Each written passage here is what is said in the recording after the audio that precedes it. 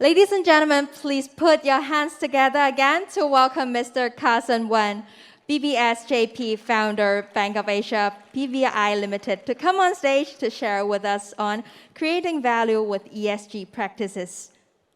Yeah, again, I thank the organizers for asking me to speak on sustainable investing and ESG. So, I am an ESCAP member.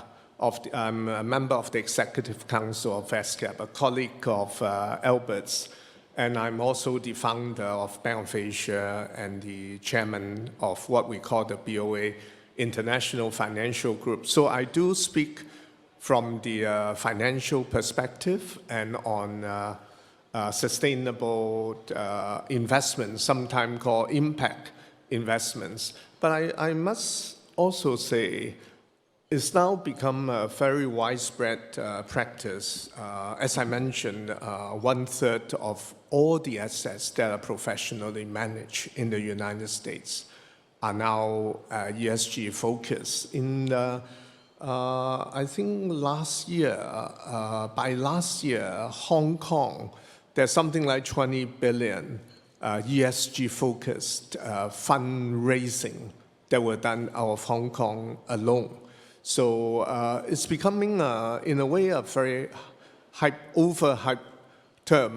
There are people that you speak to that find ESG probably talked about too often. I mean, it may be the wrong time to say this, but it is a very, very often used term in financing and in other places. And some people don't like it because of the fear of being greenwashed.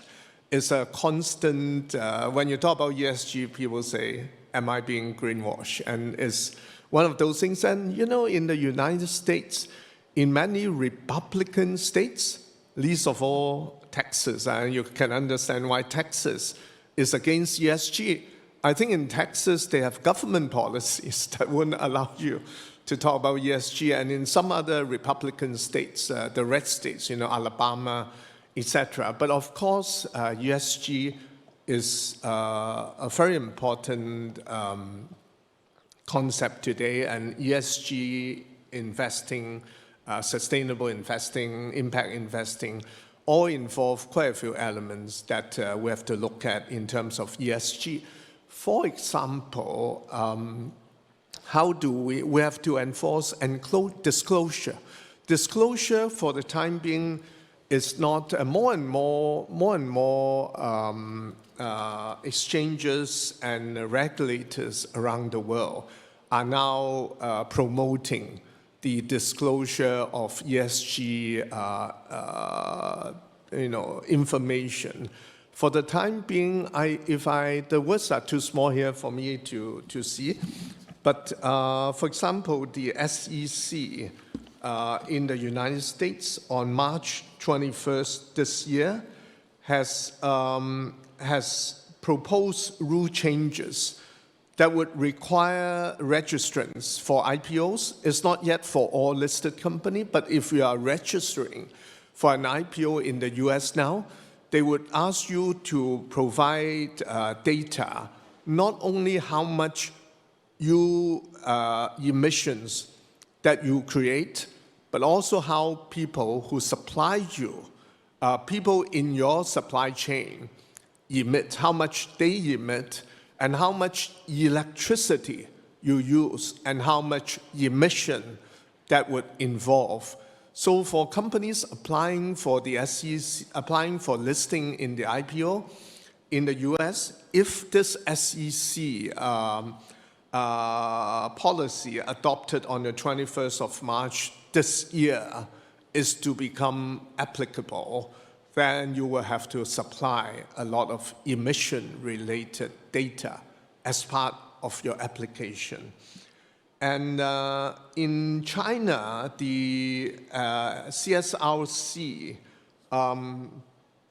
in June last year has said, they have not said you must disclose ESG or emission information, but they say companies should be encouraged to provide more emission data And when the regulator in China say that companies should be encouraged, then I think more and more Chinese listed companies will do so. And in fact, a lot of the data or information that I'm using today come from this report that was issued this year by what is called ESG Future Foundation, a Hong Kong NGO called ESG Future Foundation, together with quite a number of scholars, professors from the Chinese University of Hong Kong Shenzhen campus, and they have done this research on 100 listed companies from China on NASDAQ, in Hong Kong, and on the Asia market, as to how much they disclose their emission information. And it's quite a useful sort, and I must acknowledge them for letting me use the data that are in this report in terms of what I'm saying today. And also in terms of the Chinese government and the party, the Central Committee of the CPC and the State Council in October last year jointly released a document entitled Working Guidance for Carbon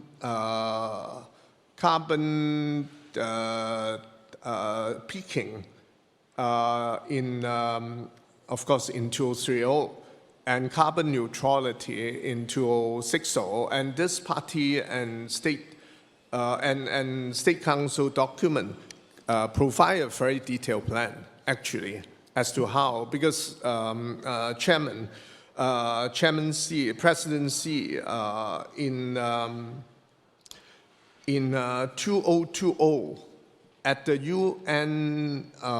United Nations General Assembly, September 22nd, President Xi, that China commits to be to peak carbon emissions by 2030 and to be carbon neutral by 2060. So that is a commitment by the Chinese government internationally. So it's going to happen, and as I mentioned, CSRC has laid down guidance as to how listed companies should, what they should do to achieve that.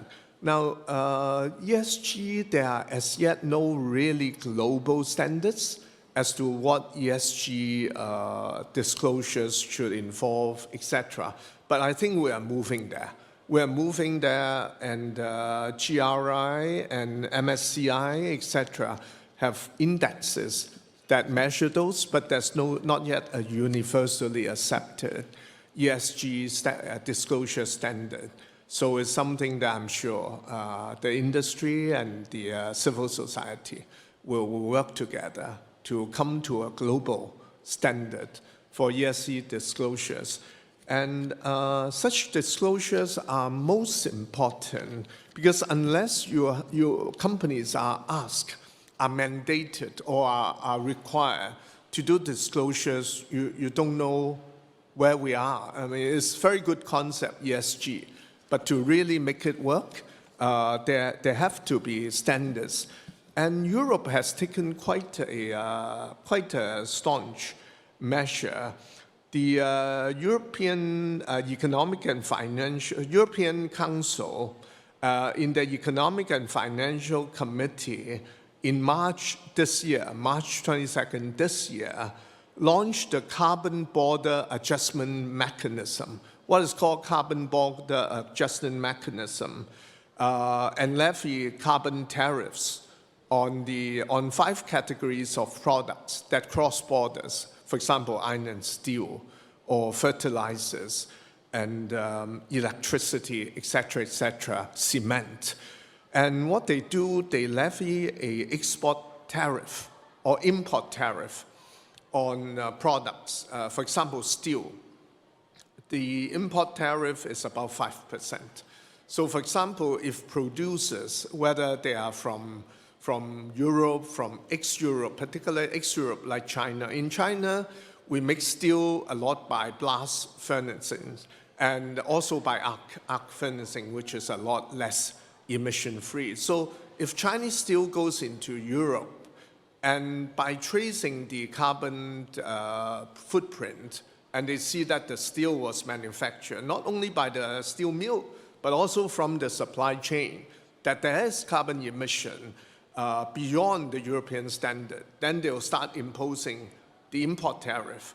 And whoever that buys steel, wherever they are from, if there's an emission footprint beyond the EU standard, then the EU will start taxing them, I think at 5%. And so the price advantage would be a lot knocked out, and part of the result would be the European steel makers like Tata, like ArcelorMittal, will then gain an advantage because they are European produced according to European standards, and they would then gain an advantage against imported steel.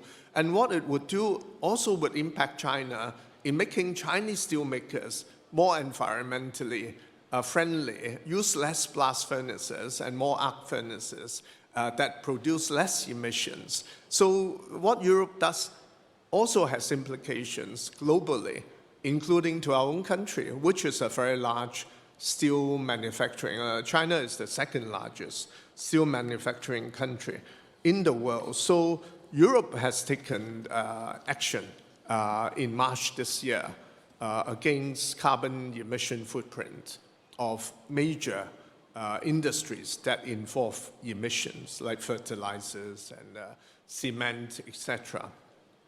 So this section is about, this part of the day's seminar is about supply chain management. Why is supply chain management important?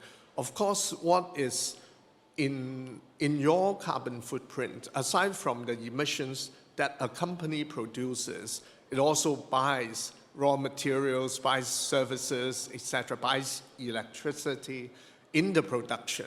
And all those supply chain, all the emissions that are created in the supply chain, of course, would be counted in the emission, whatever index, whatever, that would be counted on the entity because of the raw materials and services, etc., that it takes in. And how does ESG matter in terms of the financial services sector that BOA and BOA International Financial Group are in? As I mentioned just now, 1/3 of all professionally managed assets in the United States are actually ESG focused. That is quite a large number. Only when I do research did I find out that so many people, it becomes very much a buzzword. In Wall Street sometimes run out of ideas, and ESG, you know, all the stocks are falling, but ESG stocks have shown to be most resistant against price drops for whatever reason. ESGs have become very well-liked by the capital markets.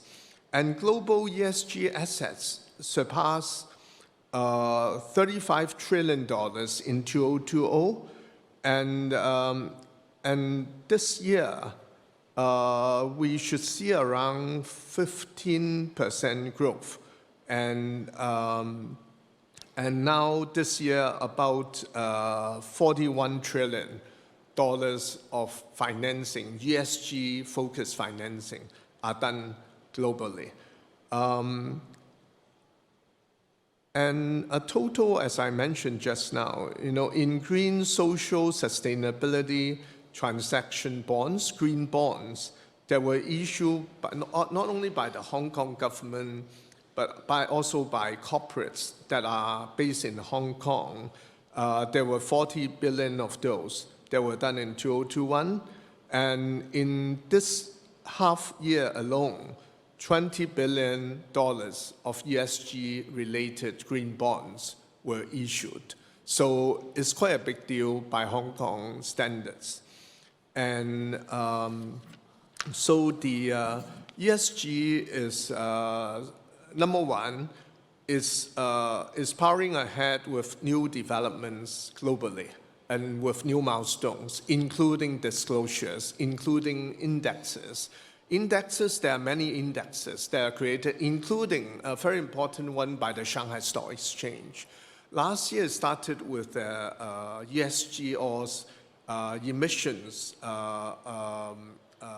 related index that now international, is now people investing in the China ESG industry could come through the Shanghai Stock Exchange, and many other exchanges, NASDAQ, Hang Seng, etc., would have their ESG-related indexes. So it has become the growth of indexes, the growth of the listed companies doing ESG-related disclosures, and you have companies like Alibaba, Tencent, China Merchants Bank that actually especially do an emissions report in addition to the usual ESG report. You know, in the past, a lot of companies do their sustainability report as a chapter in listed companies' annual reports, and then some listed companies started to issue their ESG report. And now you have companies like Alibaba, Tencent, China Merchants Bank that actually issue emissions report in addition to the annual reports and the ESG reports. So companies, the more global or the more prominent the companies are, the more they pay attention to ESG. And as I mentioned, the likes of Alibaba, Tencent actually issue emissions report every year. And that's where the world is going. And recently, there was a $1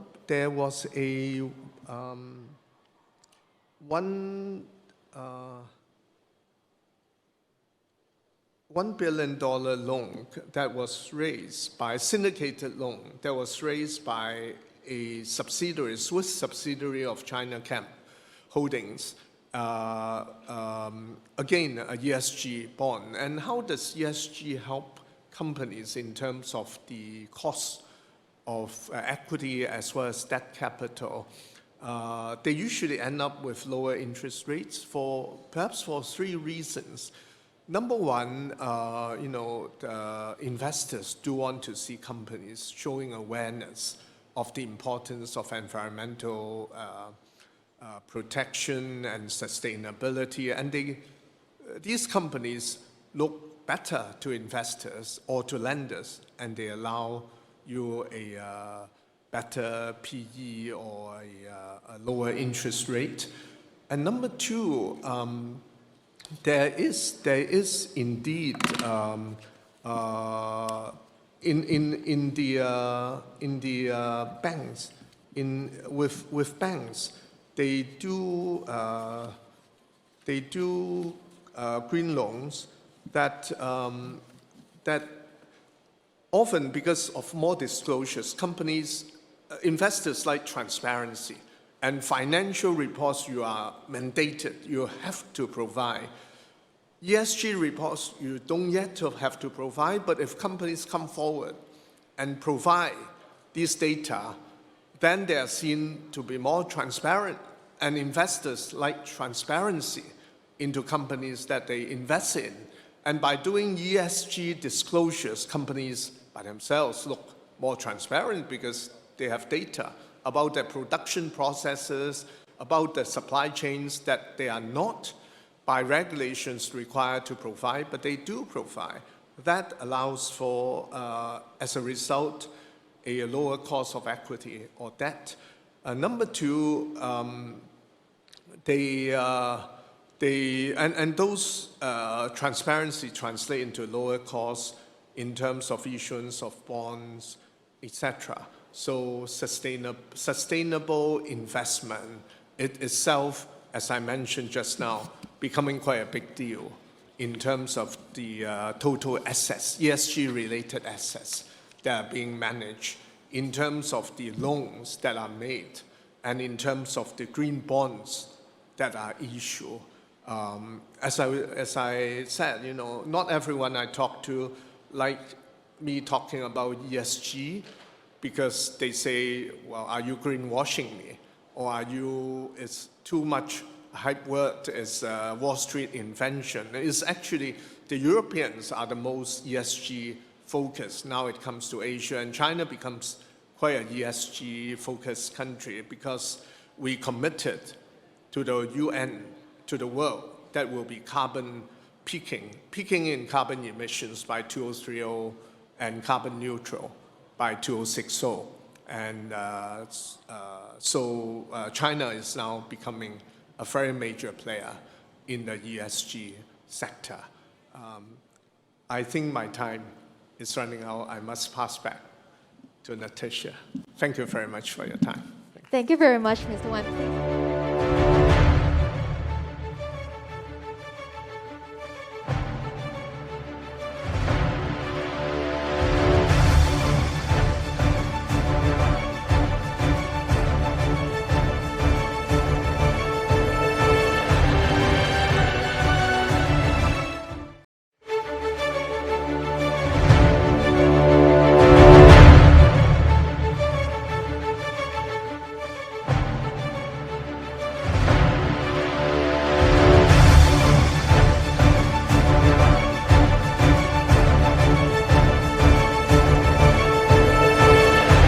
Joining us on the stage next is Mr. Alvin Ying, Chief Investment Officer, BOC Group Life Assurance Company Limited. Ladies and gentlemen, please put your hands together for Mr. Ying, who will give us a speech regarding ESG integration from product to process innovation.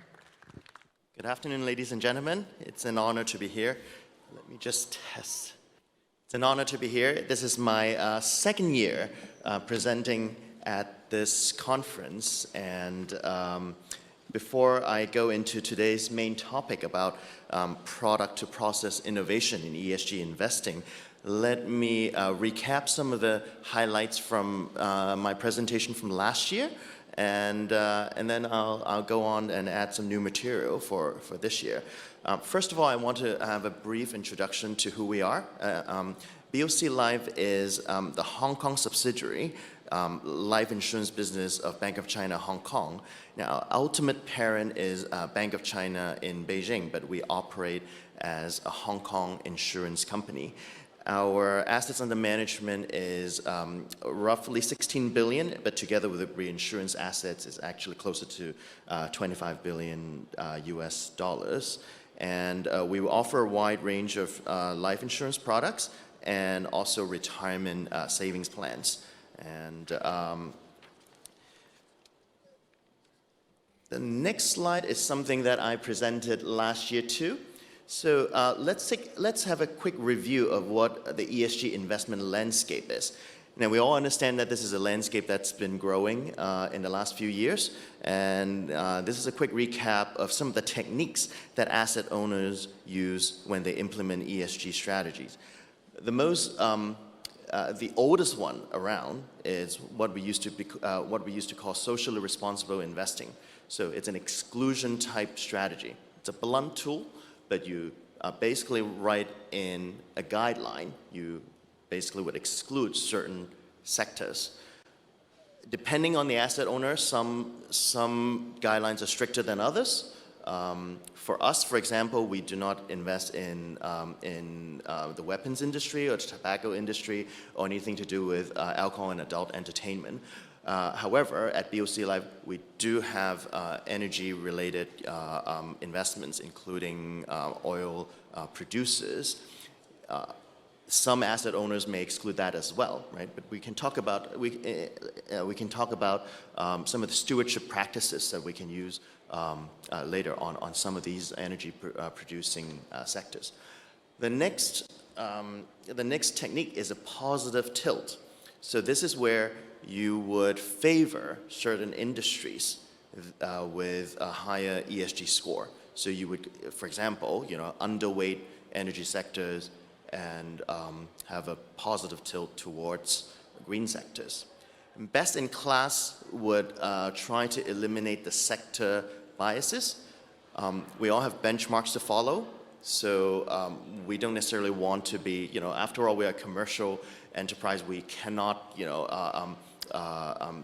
have too large a tilt or a tracking error from some of the main benchmark indices. So one technique that can be used on the equity side is you would try to have the same sector weights as your benchmark, whether it's the S&P 500 or Hang Seng Index. But in each sector, you pick the best in class. So you would, for example, still have energy producers in your portfolio. However, you only pick the ones that have the best policies in place and exclude the ones that are not as good, in the same sector.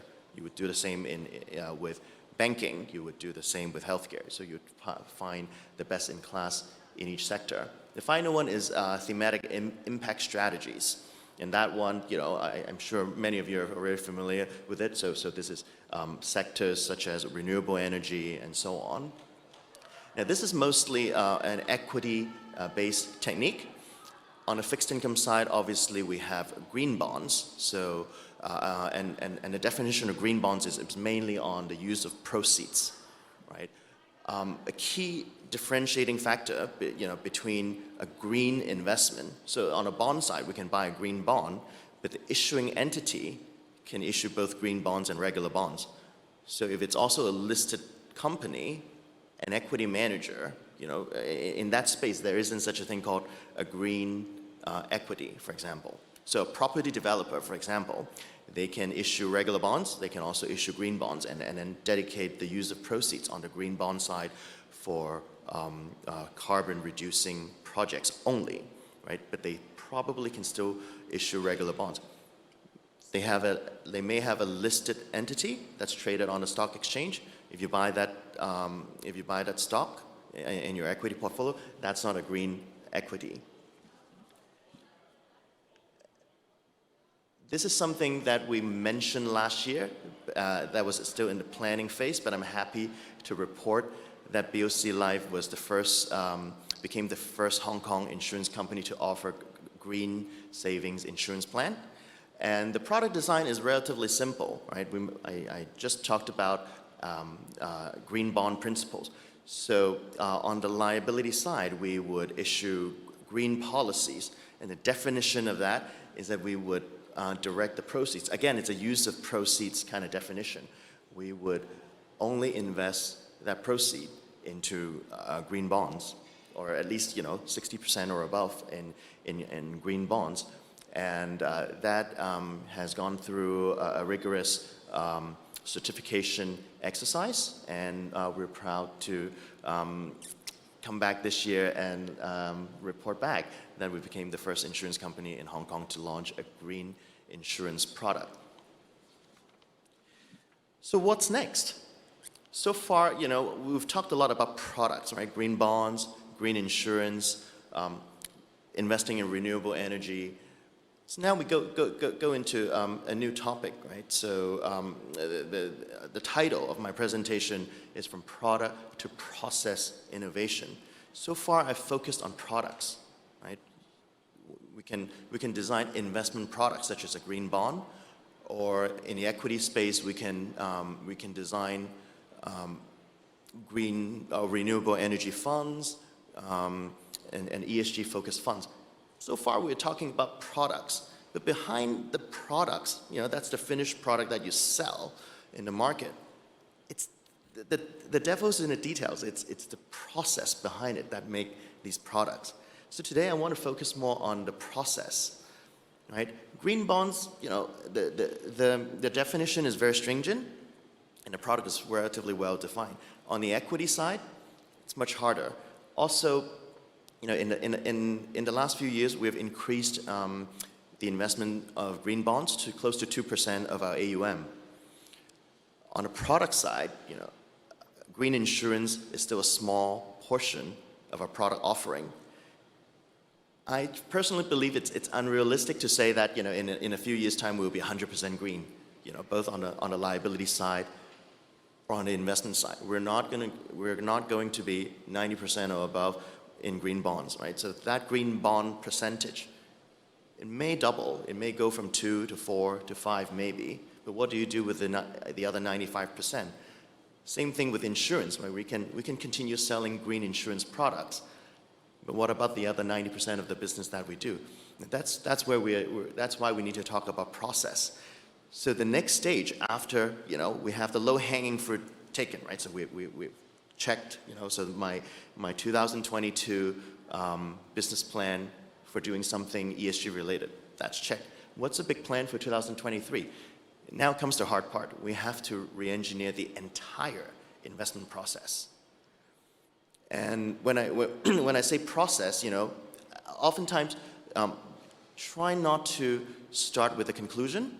I'll give you an example. If two fund managers come to me and say, I have this great mutual fund that I think you should buy, first thing you look at is, what are your top 10 holdings, right? So two managers come to me, I compare two newsletters and say, okay, this manager invested in, A, B, C, D, E, 5 companies. The next one, very similar, probably, 80% overlap, right? So which one do I pick, right? It's not so much the conclusion or not so much what they end up buying that matter. I think the more important question to ask is, what is the process behind that conclusion? They might have reached the same conclusion by chance, but I want to know more about the process behind them. So as institutional investor, we have a little more access than your common retail investor. With retail investors, a lot of the times, the investor's knowledge is sort of limited to that fund fact sheet or the newsletter. For us, when we decide to invest through a manager, we can look at the whole investment process. What type of due diligence have you done, right? And how did you reach that conclusion? So we would go through the investment memos to see how they reach that investment decision. Before we even do that, we have to have very good tools to measure where we're going. The first one being carbon footprint, and this is a very hard topic because as an asset owner with a relatively small investment team where we rely on outsourced asset managers, it's hard to consolidate all, and every manager would give us sort of different reporting standards. It's hard to consolidate and have a full picture of what we indirectly hold and what's our overall carbon footprint. And this itself warrants a full day discussion maybe, right? And so we manage a 16 billion portfolio. What exactly is our carbon footprint? Today I don't have a full answer for you. I know my sector exposure, but I don't fully know how to answer that question yet, right? And there are different methodologies. Is it consumption-based measurement or is it production-based? If it's production-based, for example, then a lot of the Chinese exporters would be the main polluters. But if it's consumption-based, maybe it will be an American supermarket chain that is the real polluter. Is it really the energy producers or is it the people who drive the cars? So that carbon footprint measurement is key. How do we get up the curve? Of course, we have to rely on outsourced partners. Investment managers are an important partner, and as are data providers. If you look at credit rating agencies, these have been developed over 100 years, right? We talked about lack of standards, but on the credit side, it's relatively well developed, but it took us over 100 years. So I think it's a good place to start, to have an external source to give you some stamp of approval or some kind of, you buy that expertise. When you outsource, you buy someone else's expertise. But in the long run, the pendulum cannot swing too far out, to just solely rely on outsourced partners, And that's with everything, in investing, whether it's managing credit risk or now, ESG risk. Yes, we rely on outsourced partners, but we have to build up our capabilities as well. In the short run, I think it's a good idea to buy, buy from service providers to get up the learning curve, but in the long run, we have to build internal capabilities for that too. So it's really a mix. So carbon footprint is the first one in terms of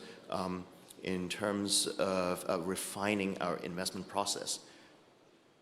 The next one is the concept of stewardship. Earlier in the presentation, I mentioned exclusion, right? You can just simply disengage and divest from an issuer. But in a lot of the industries, we don't think that's the right approach. Yeah. We think we should go through a more transitional phase, and if we just divest from that, one of the downside of exclusion and divestment outright, is that it creates portfolio volatility for us, and it also means that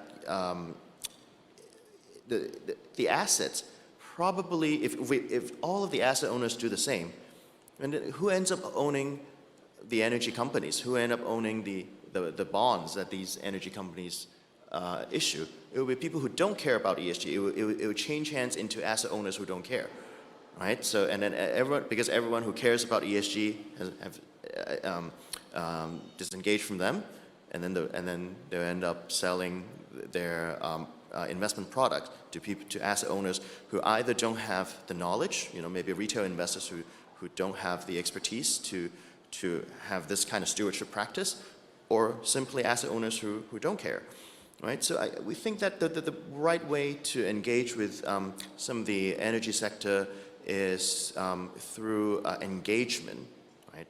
So through getting board seats, by being a significant shareholder, or working with other asset owners, collective action, right? Giving them some pressure. So we think that's a better approach. These are some of the ways, again, I further divide by asset class. If you're in the listed equity, obviously the rights, your rights as an investor is a lot more clear-cut, right? So you can demand a lot more from your underlying companies. If you're a fixed income investor, probably not in the same position as shareholders, but you can still engage them and ask them to improve on standards, have report cards, improve disclosure, and divestment is sort of like a last weapon. So I personally wouldn't want to write that down in my guideline and exclude them from day one.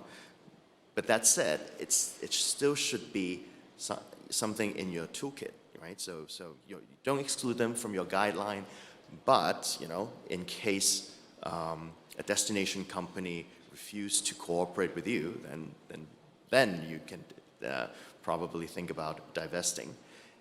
The last few years, insurance companies have also been more active in the private market.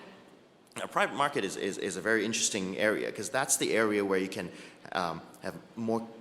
If you're investing directly, you have more control. Or in the cases of buyouts, you own the whole company, right? So you have, if you're the GP, you have a lot more leverage over your destination company. However, insurance companies a lot of the time we're limited partners. Then there we have to rely on the asset managers, who are mostly the GPs, to exert that leverage over the investee. And here, well, how do we exert indirect pressure on the investee company? We'll have to engage with the GPs, right? We have to ensure that the GPs are, engaging the underlying companies the same way we would if we were investing in those companies directly. Again, this stewardship itself, that's probably a full day topic as well. So this is sort of just a brief, high-level summary. Finally, I want to talk about, let's see, the next slide. There it is, greenwashing. Again, it boils down to process, right? I took some headlines from the FT recently. I think many of you probably would have read about this too. Want to highlight the second one. So obviously, this U.S. bank, they've probably already made up their mind what to invest in, and then they have a separate committee try to rubber stamp the investment to justify why they had bought it. Again, here it's process over product, right? So this bank was selling an ESG fund, right, as a product, but the process behind that product is definitely not up to standard, right? So again, the devil is in the details, right? So ultimately, as investors, we're buying products, we're selling products, but we need to pay more attention to the process that led to these investment conclusions. And as institutional investors, with more access to the way managers conduct the investment decision making, I think that's where we can exert pressure and also encourage best practices in the asset management industry. So I'll end here, and I'll be sitting on a panel later also. I welcome your questions, and hopefully we can have more discussions about these topics. Thank you very much.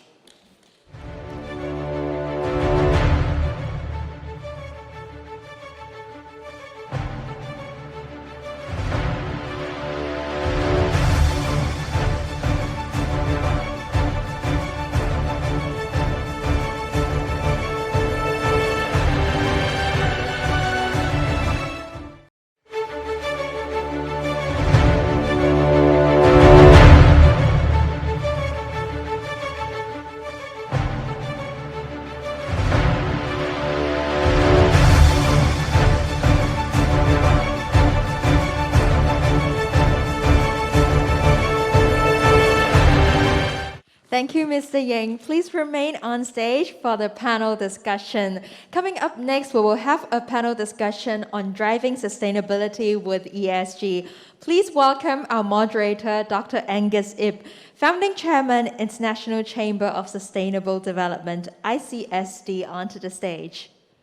May we also invite Mr. Jeffrey Kwok, Senior Manager, International Business, Power Access Holding Limited, to come up on stage to join the panel discussion. Ladies and gentlemen, please welcome our guests on stage with a warm round of applause. Ladies and gentlemen, I'm very honored to be here as a moderator to introduce you our topic for this panel discussion. Actually, this topic is very broad. It's called how to achieve sustainability through ESG. So literally, you can talk anything about it. But of course, we have two honorable guests. So I would like to first introduce to you Mr. Jeffrey Kwok. He is the Senior Manager, International Business of Power Asset Holdings Limited. And the one just talked to us, Mr. Alvin Ying, the Chief Investment Officer of BOC Group Life Assurance Company Limited. So I think everyone heard about Alvin's presentation, so I better let him take a break. And this time, I would like to invite Jeffrey to introduce something new about power assets in terms of sustainability, ESG, and the new technology that you may like to know. Okay, so Jeffrey. Okay, thank you. I can just leave this here. Okay. Okay, as Angus said earlier, sustainability is really wide, so broad that it is covered within and outside an organization, particularly a company like us. So what is power assets? For those who don't know, understand us, let me do some introduction.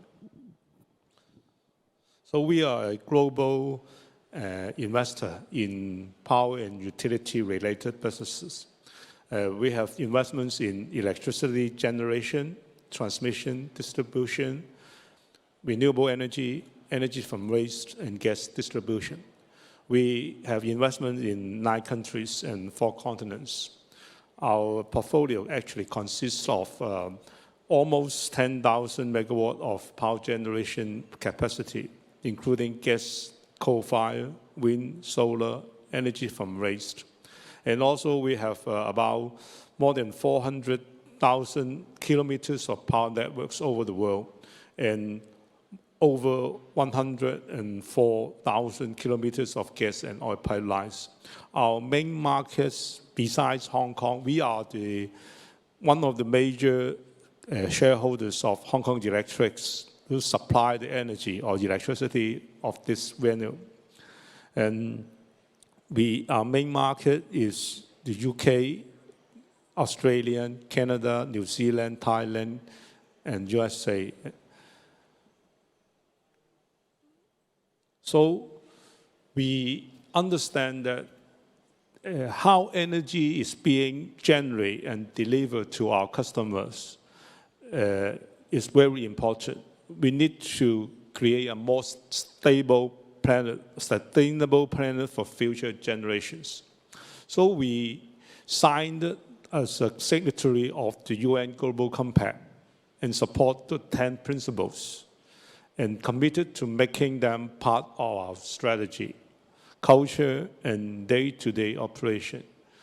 We also align our operation to a few selected SDGs, namely 7, 8, 9, 12, 13. I won't go into details of these numbers, but you can go to the UN SDG website, you can understand this. And we will continue to review our operation and see what appropriate SDGs we can also align to. So ESG actually is very broad. Today I just concentrate on the E aspects, just climate actions.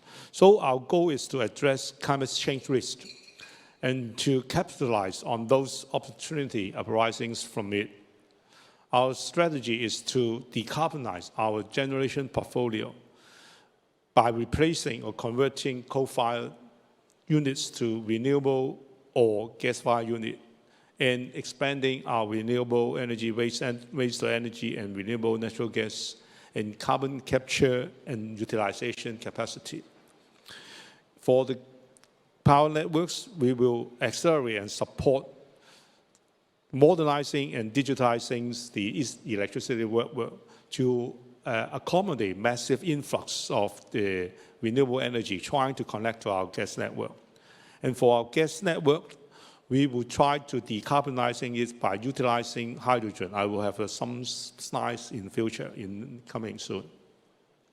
So for the generation portfolio in Hong Kong, as you just go out this arcade, you can see the Lam Power Station on the other side. You can see the three chimneys. So these three chimneys are a coal-fired power plant. So we are replacing them with new build gas-fired units. And at the moment, our coal to gas is almost 50, and we are going to build more new coal units, retiring the old coal-fired units. Sorry, we will build new gas units, retiring the old coal units. And in the bottom, I can't see here, sorry. In the bottom is a Canadian Power. We have a power plant that converted from coal to using gas. And on the right-hand side, you can see a new acquired wind farm in Canada. And on the bottom right, you can see that this is an isolated township in Australia. This is a mine town, which before we invested in renewable and battery storage, this is the power supply is mainly coming from diesel generation. So we install some wind and solar and the battery storage, so that we have a record that operating this renewable and solar and battery storage without running the diesel gen for more than 80 hours. This is the record of this plant. And in Hong Kong, the renewable penetration is not high, but in other parts of the world, especially those in Australia, where they have plenty of sunshine, you can see this curve. How to read it is it's a 24 hours power supply and demand curve. The yellow bunch in the middle is generation supplied by solar panels. And the green is supplied by wind, while the top, the bluish strip is gas fire, and the little bit of red is by battery storage. You can see that a lot of people in Australia's rooftop, they install their own solar panels, so that in the daytime, they ultimately do not need to buy electricity from the grid and supply by their own panels. And you can see that ultimately, the total demand to the grid at the daytime, midday, which is the one with the arrow, is very small amount as compared to the total load in the other part of the day. So to accommodate this, we have a lot of measures to enhance to receive this renewable solar in part of the world. I hope Hong Kong in one day we can also accommodate this. Okay, so this, I don't go into very details of this. This is actually quite technical. Voltage management system, flexible export, and closed-loop voltage control trial. We are doing it in other parts of the world, including Australia and the UK. And also in the UK, we are also ready for energy transformation to accommodate more renewable energy connected to our net and to make provision for the electric vehicles that they need to charge during the different time of the day. The objective is while we invest in this new technology, we make sure that the customer will not pay much. We try to use existing facility with new technology, AI, and a lot of digital technology to make provisions and for the energy transformation to embrace this new energy. So this chart, if you can read it, this is a projection. Compare for 2020, 2030, and 2050. What's the amount of the electric vehicle from UK or near Greater London? This is, at the moment, is about 50,000. But they projected that, a research done by our UK Power Networks, that by 2050, there will be 9 million. So you can imagine the amount of EV charging is required. And also our other particular items. So we have the real understanding of the future requirement and to make necessary planning and implementation to embrace this new technology. So in the gas business, you know the UK government as well as other jurisdiction, they have banned the use of natural gas in order to achieve their net zero goal by 2050. So what we are doing is trying to use the existing gas pipeline, making them that they can transit or transmit, distribute hydrogen instead of natural gas. We have a number of trial test research projects doing to making sure that the existing gas pipeline with limited modification or changing the operating and maintenance procedures can achieve this 2050 goal. So I would like to, this is a jump to a little bit point. So this is in Australia. We have successfully commissioned 1.25 megawatt green hydrogen electrolysis plants. This is using renewable energy, the electricity from renewable energy to run an electrolyzing plant to generate hydrogen. And the hydrogen at the moment is blending into the existing gas pipeline. So if you can see, this is the ideal case of hydrogen. For energy storage, as you know, battery at the present moment of today's technology is only talking about hours of energy storage. That means when the suns go out in the night, in the evening, with our battery, we can just last 1 or 2 hours and cannot last until the next morning. So what we can do is utilize the renewable energy. You can see the wind and the solar panel on the left. They run the energy generated from this renewable source to run the electrolyzers of water to produce green hydrogen. And the green hydrogen can be used as a fuel to run the gas turbine. And there is an equipment called fuel cell EV. It's a hydrogen. Actually, it's a device like a battery. On one end, there is hydrogen gas. The other end is oxygen. When these two make together, they will produce electricity like a conventional Tesla EV. And this kind of EV is much lighter because they don't need a very heavy battery. A few kgs of hydrogen gas can run a few hundred kilometers. So that means one charge tank full 5 minutes can run for a few days or few weeks, depends. And this is particularly suitable for long-haul, heavy-duty vehicles. So our concept is that actually the gas and the electricity, this sector can collaborate to measure with each other, using hydrogen as a storage, clean energy storage, as well as a fuel. And in the UK, actually, our two gas company and one electricity gas company is cooperating to launch a green home heating trial. In the UK, they are mostly is using gas to warm the house, but with the hybrid heat pump, the customers can save a lot of energy power. So this is a kind of energy saving initiative. And also in the Australia and the USA, one of our company called EDO, they harvest the waste coal mine gas and landmine gas. And after treatment, they can be, the quality of this gas is considered as a pipeline quality, can be injected back to the gas network, and we call this renewable natural gas. The last one is we have waste handling operation in the Netherlands, and they working towards the circular economy. That means they harvest anything that is usable from the waste they collect. And with carbon capture facilities, they can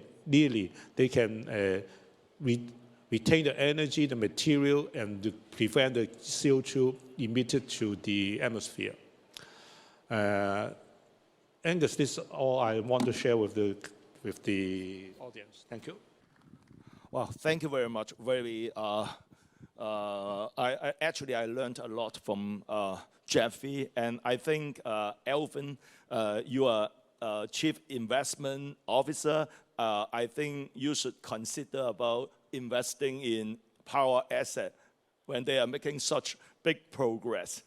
Yeah, certainly that's very good practice, and yeah, when I talk about engagement and stewardship, that's part, Yes. that's a good example of engaging with an investment destination company and working with them to see where their capex needs are. And, that's right. And financing that growth. Yeah. Yeah.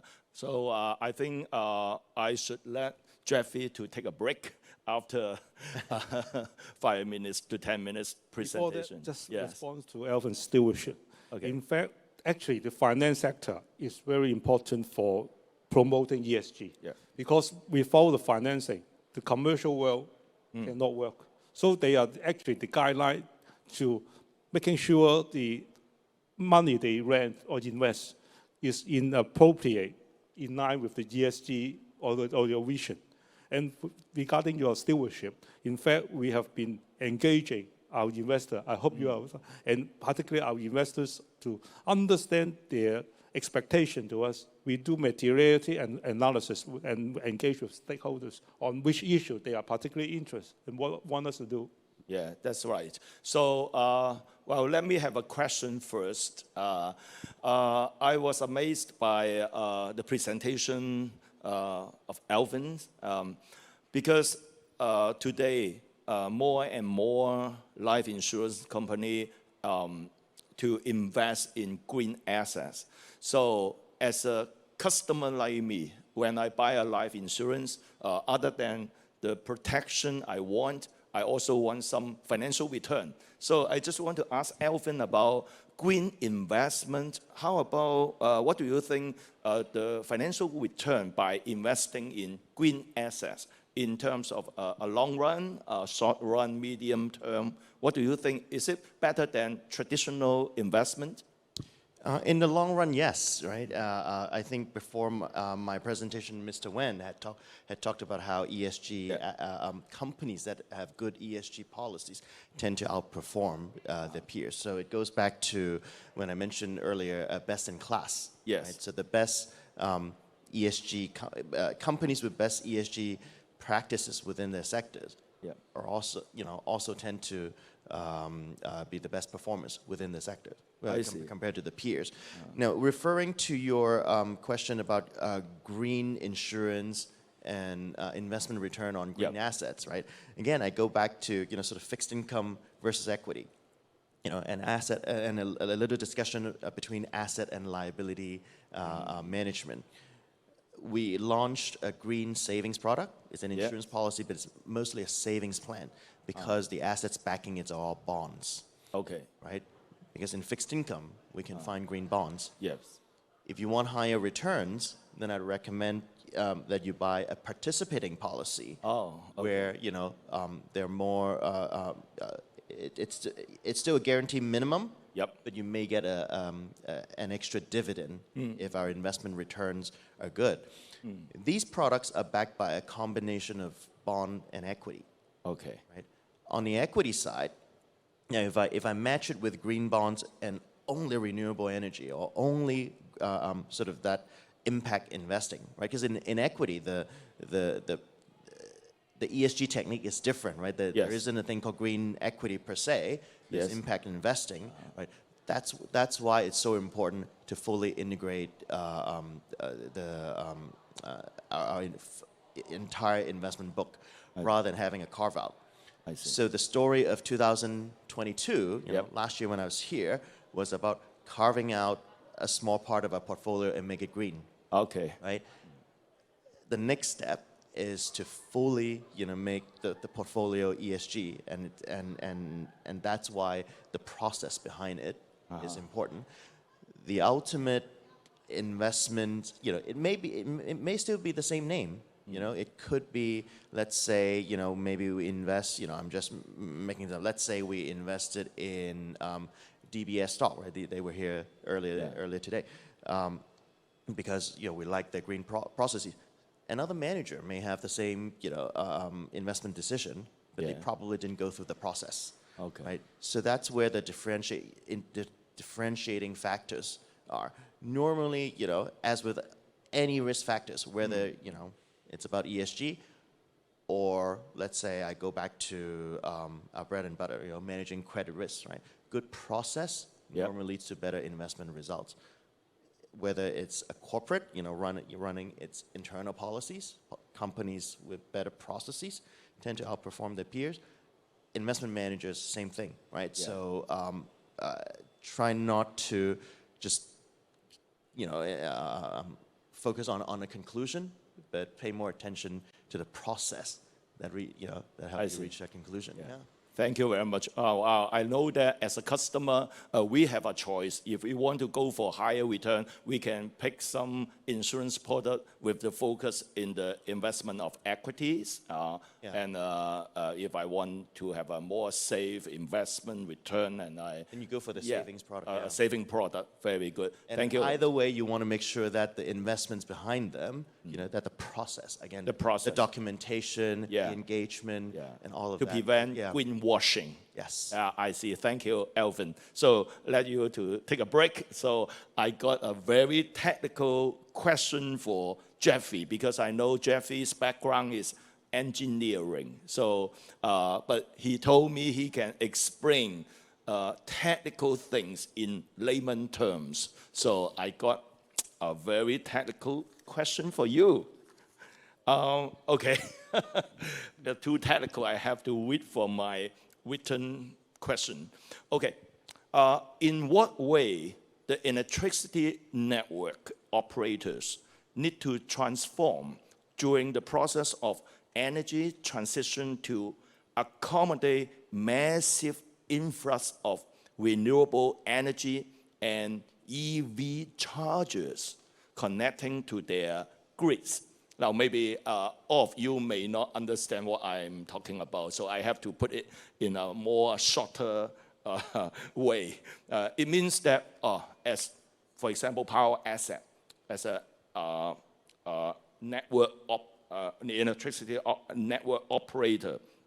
So how could accommodate such a big influx of renewable energy to go into your electricity grid? And EV, electric vehicles everywhere in the future, they need much more electricity chargers. So how your company to accommodate such big demand for electricity, because the fossil fuels, petrol and diesel will be phased out in the future. Yeah, Thank you for your question. It's a very interesting question. Yeah, it's your question. Yeah. Now, as you know, for the renewable energy, it's clean, green, and no emission. But the drawback is when there is sun, there is energy. When the sun drops, there's no energy. And when there is wind, there is energy. You don't know when the wind will suddenly disappear. Yeah. So actually in other parts of the world, as a state, I mentioned South Australia, they have a blackout, and entire state blackout because of something technical problem with the transmission line and the renewable energy. So this is actually quite challenge to the network operator to, on one hand, trying to accommodate all renewable energy into the grid. And the second hand is to maintain the reliability of the system, to make sure the supply is a very high standard. Yep. So, in doing so, we have to digitize our network to make our network can be more easily visualized throughout the centralized control room as well as local control room. Because as you know, for the original design of the circuit or the network is a few or a decade or 50 years ago is entirely different from today. Because in the old days, electricity business is one way, from centralized power generation through high voltage transmission network, through distribution network to the customer. That's finished. Now, as you know, a lot of people install their panels or wind turbines at the yard or in the rooftop. That means they can buy or don't buy at their choice. They can use when there is sunshine, their own panels generate electricity. They don't need to buy. And they can also sell it back to the grid. Yep. Okay. Or sell to their labor, depends on which one. And in other part of the world, actually, we are managing the time of use, different time of use. That means to encourage EV owner to charge their battery at the lower times. They can use a smartphone or a computer to set the time. Say if the electricity tariff is lower at midnight, then we can let them to choose it to start charging at midnight. Oh, okay. Okay. So there's one of the way to manage it. And the other way is, as I mentioned, a lot of countries actually at this moment, even in mainland China, the high voltage corridor along Inner Mongolia, where there is plenty of wind, but the transmission network is congested. They have no choice to curtail the wind. It's very waste. So as a consequence, we will try to harvest the curtailed renewable energy to use it as grid to use as energy for electrolyzing, producing green hydrogen, as I mentioned. And then the hydrogen can be stored inside the network. And when there is no wind, no sun, we can pump back the hydrogen to the electricity by using the hydrogen as a fuel for gas turbine. This is a cycle which we are trying to manage. But of course, the challenge is, at the moment, hydrogen is very expensive. Beyond affordable price. But we foresee that if those who don't know the pricing of solar panels, maybe Alvin knows it very well. The price curve 10 years ago as of today is 1/10. It's fallen a lot. As you are aware that 10 years ago, all this renewable project has to survive on government subsidies. But now, in more of the place where there is natural resources is sufficient, project cost is dropping quite a lot. And there is actually, they don't need they can generate their own profit without subsidizing from the government. That means the hydrogen sector is trying to follow the price curve of solar panel or wind. So maybe you can take a look at the hydrogen to pump some money as seed money. we can foresee this is a very big market for investment. Oh, I see. Oh, very interesting answers. Well, now I know that in the future, maybe everyone is driving electric vehicles. We have to pick a time to charge our EV. For example, maybe daytime it will be cheaper. So customer behavior will be changed by electricity company. Okay, thank you very much, Jeffy. So I have one last question for Elvin. I stand in the shoes of a buyer or a customer to buy life insurance because I know that the green bond, maybe the return when it's compared to traditional bond, it may be the return is a less everything the same, maybe less than traditional bonds for green bond, if everything is the same, because we have to sacrifice some return in short run to the bond issuers. I don't know whether this concept is correct or not. So in a nutshell, so when we buy the green investment, so in short run, we have to bear with the sacrifice of the investment returns, right? Yeah. Well, this phenomenon comes and goes, right? So yeah, there was a time when there was a scarcity of green bonds and a lot of demand for green assets, where like for like, for example, you have the same property company or same utility company issuing both regular bonds and green bonds, and the green bonds would trade with a slightly lower yield. Yeah. Right? It happened, but I think it has with high interest rates in general, that phenomenon has mostly corrected itself. So like for like, I think for the same company, the green bond versus the regular bond, more or less the same. More or less the same. But in terms of building a green portfolio, so now I was talking about for a single name, right? Okay. If you look at the same company, comparing the green bond issuance program versus the regular bond issuance program. Right? So I was talking about at the issuer level. At the portfolio level, another consideration is the choice of issuers, right? Because only the better companies tend to issue green bonds, right? And it's a sort of lack of issuers. For example, the Hong Kong government is a very safe issuer, right? Yeah. It's a AA rated issuer, but a lot of the lower rated issuers, they don't offer green bonds. So if you were to build a green bond portfolio, you don't have the same diversity of names yet, which is why earlier I mentioned, you may double your green bonds from 2% of our portfolio to 5%, right? But it's unrealistic for it to go to 90%, right? So if you want a broad representation of geographical regions, sectors, different credit ratings, and so on. So if you want to build a diversified portfolio with very safe AAA bonds, government bonds, corporate bonds, financial bonds, various credit segment, that green bond portfolio doesn't offer that variety yet, right? So sometimes let's say in Asia, you're limited to a handful of them, whereas if the regular portfolio, you have a lot more choices in terms of names. I see. Yeah. So it's, some of the returns, the sacrifice that you talked about, is probably because of that. I see. The lack of choices. Yeah. In terms If in the future more and more choices, and then we can pick some green bonds with higher return. Yes. Yeah. Thank you very much, Elvin. And one last question for Jeffy. So I would like to know your general view about the hydrogen economy. How green hydrogen can help the energy sector to achieve the net zero target by 2050? This is a good question. As I show in my presentation slide, ideally we can use or harvest the electricity generated from renewable energy and to produce green hydrogen as a fuel for combustion, cooking, heating, as well as fuel cell EV.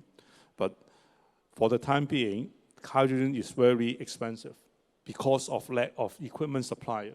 Okay. And then we have to hurdle. Actually, our company joined an international organization called the Hydrogen Council.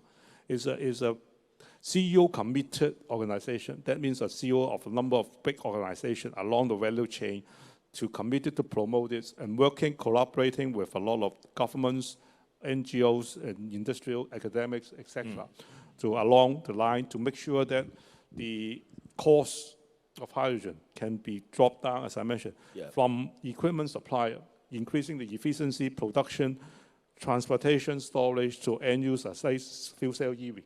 More fuel cell car can use it more as popular as possible and to have public acceptance. Safety is also a concern because people say hydrogen is very dangerous. So have to check, make sure all the testing procedures, industrial procedures, O&M procedures, and then up to end users as safe as today's natural gas or gas. Okay, so along this line, we are working very hard, and we have confidence that by 2040, they can substantially replace fossil fuel. Oh, great. So good to know. So in a nutshell, you mean if we continue to scale up the usage of by using hydrogen, and then the general cost will come down, and then it will be financially feasible, right? Thank you very much. Okay, so thank you very much for our guest's time, and I hope all of you already have a good knowledge of how in two different industry, investment industry and power industry, how they can contribute by using ESG to drive sustainability in our world. So thank you very much again. Thank you.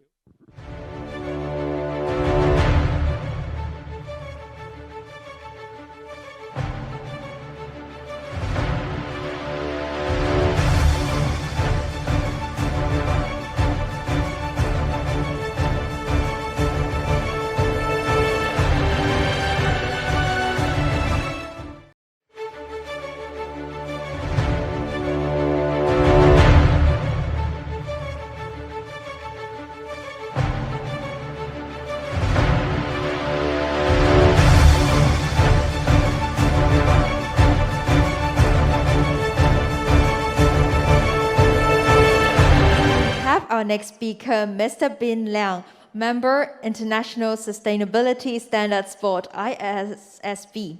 He is joining us online for a sharing on International Sustainability Standards Board. Please give a warm round of applause to welcome Mr. Bin Liang. Hello, everyone. Thanks for the opportunity to share our updates with stakeholders in Asia. And very quickly, I'd like to brief the deliberation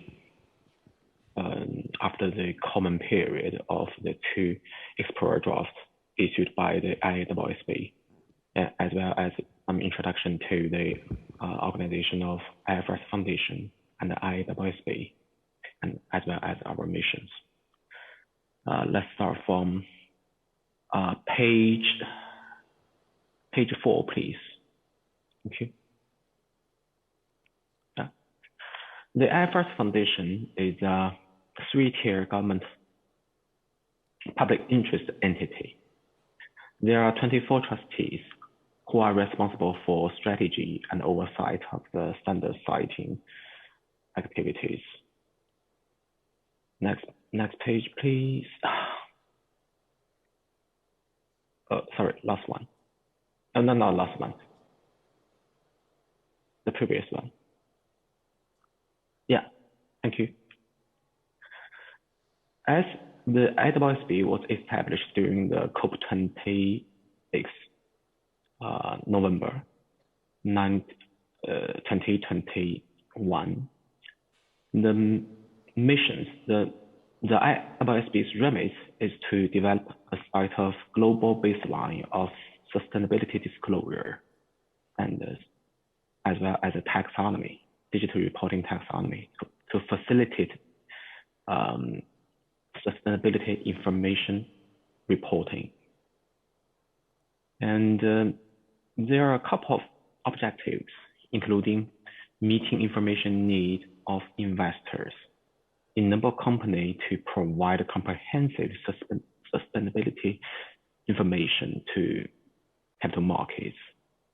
And also, one of the objectives is to facilitate additional disclosures that are jurisdictional specific, aiming at broader stakeholder groups.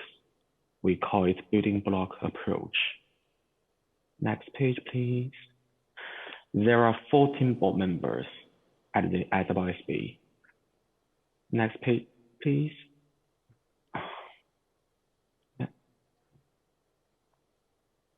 The current location of ISSB includes Frankfurt, Montreal, London, San Francisco, and Tokyo. Next, I'd like to show there is a charter about the displaying the important milestones when we are citing the international sustainability disclosure standards, including the IFRS Foundation appointed all the 14 ISSB members. The ISSB consulted on the first 2 explorer drafts, and the ISSB created advisory groups, some advisory groups to inform and guide and assist the ISSB's work. And the ISSB complete the consolidation with CDSB and VRF. VRF is actually SASB and IIRC. So let's move to the next slide. Next one. We got support, global support from some international organizations, including G7, G20, and some regional organizations in Africa, in Asia and Oceania. Yeah, let's please move to page 12. Page 12. Yeah. I'd like to spend a little more time on the IFRS the advisory groups. In addition to the IFRS Advisory Group Council, actually the IFRS Advisory Council provides strategic advice to trustees of IFRS Foundation, IASB, and ISSB. There are also other advisory groups advise the ISSB, some including the IRCC, Integrated Reporting and Connectivity Council, consists of the previous SASB members and IARC members, including Sustainability Standards Advisory Forum. It's a very important advisory body to ISSB, consists of national standard setters on sustainability standards setting. This advisory group will be published in the first half of 2023. We also established ISSB Invest Advisory Group and the Sustainability Consultative Committee, as well as Jurisdictional Working Group. There are 4 major jurisdictions in this jurisdictional working group: US, European Union, China, Japan, and UK. Let's move to the next one. Next page. Page 14, please. Thank you. In the following a couple of slides, we'd like to share the contents, main contents in the Explorer drafts. The first one named general requirements for sustainability disclosure. It's something like equivalence to IFRS accounting standards IS1 and IS8. These standards cite general reporting requirements for all the sustainability issues. That's what as ISSB said, climate first, but not climate only. Please move to the next page. There are some features, some key features in IS1. Firstly, these standards emphasize need for consistency and the connections between financial statements and sustainability reporting. That's what is, as I mentioned previously, I call it IFRS accounting standards rather than just IFRS. And the sustainability standards called IFRS Sustainability Disclosure Standards means this is a set of standards for a comprehensive, integrated financial report rather than just the financial statement. The second feature we can find in S1, S1 requires financial statements and sustainability disclosure to be published at the same time. And the third feature is the S1 is actually S1 facilitates application in different jurisdictions by an approach named the building block approach.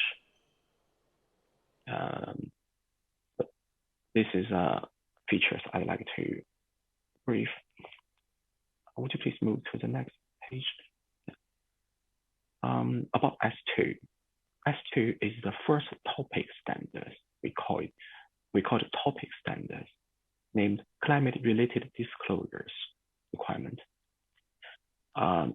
This S2 incorporates all the TCFD recommendations based on TCFD's outputs and include SASB standards. You know, SASB standard is a set of industry-based requirements rather than topic-based. You can find some principles in S2, and you can find some industry-based metrics and other requirements in the Appendix B of S2. Okay, next slide, please. Next page, please. Yes, this one. There are also three key features I'd like to remind. The first one is transition planning. S2 is not asking for an entity to disclose transition to cite their own transition plan. But if you have a transition plan, you must disclose that. This is a basis for emission target, including the emission targets and the use of carbon offsets.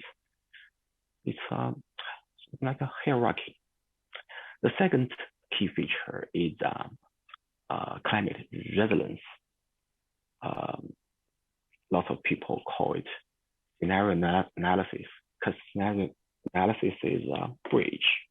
It's a bridge, connect the risk and opportunities and your management. Quite like a bridge between these two things. It's really important. The second feature is S2 is asking for not only scope 1 and 2, it's asking for scope 1, 2, 3, as defined in GHG protocol. In GHG protocol, this is all the 3 features in S2.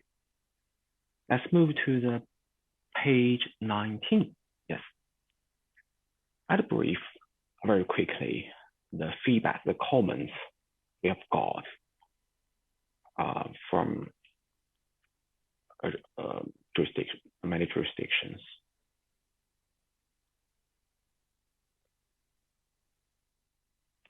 We have got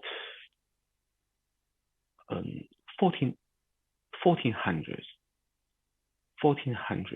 response comment letters from all over the world, and we have carried out over 400 outreach all over the world, and we got feedback from very wide range of stakeholder groups and very wide geographic spread. Thanks for the proactive participants of the stakeholders. We have gained quite a lot additional perspectives. Very quickly, move to this one. This chart reviews the response to S1. And let's move to page 23. This chart reviews the response to S2.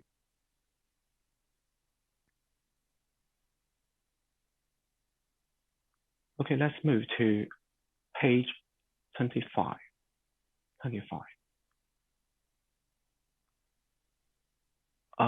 Based on the feedback, the response from respondents, from stakeholders, the redeliberation has been started at the ISSB.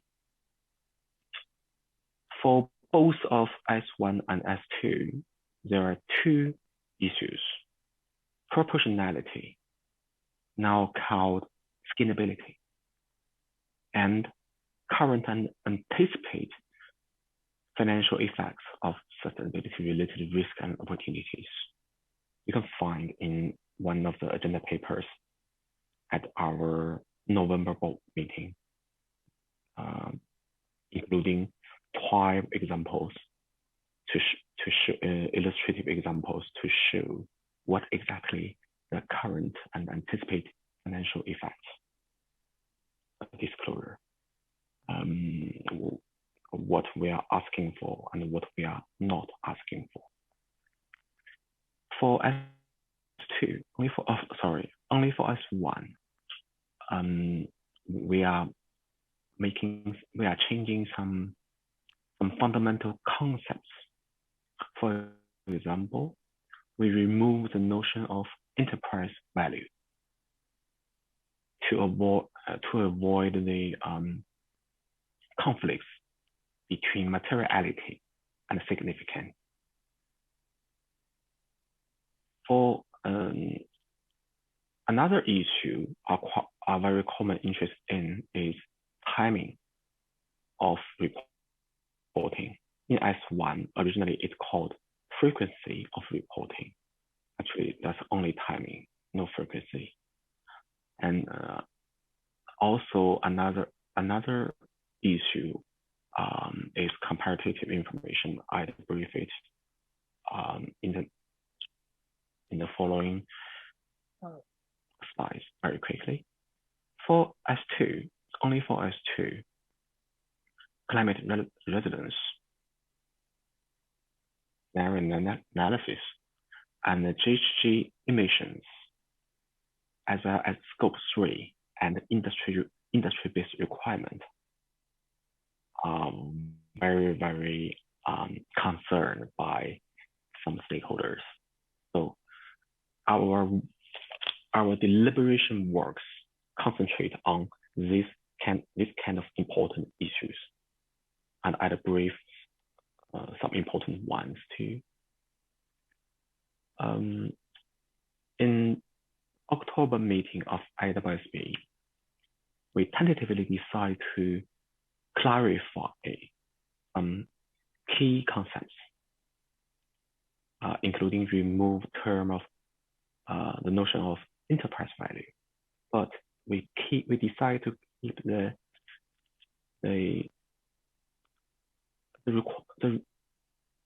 requirement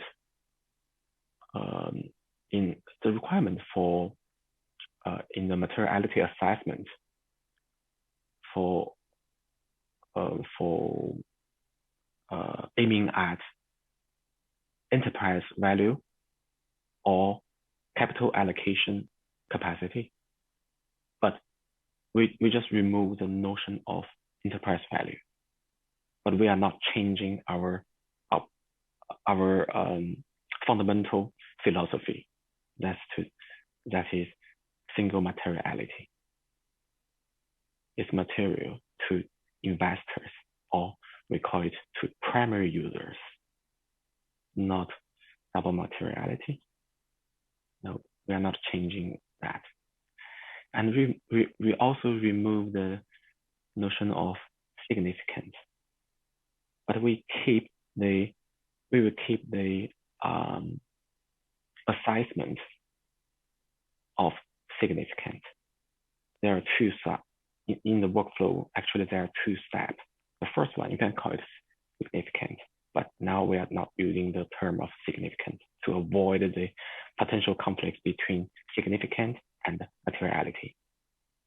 But the reporting entity, they are still asked to make their own judgment, whether a specific transaction or event should be considered in its sustainability disclosure. This is the first one. The second step is actually the materiality assessment.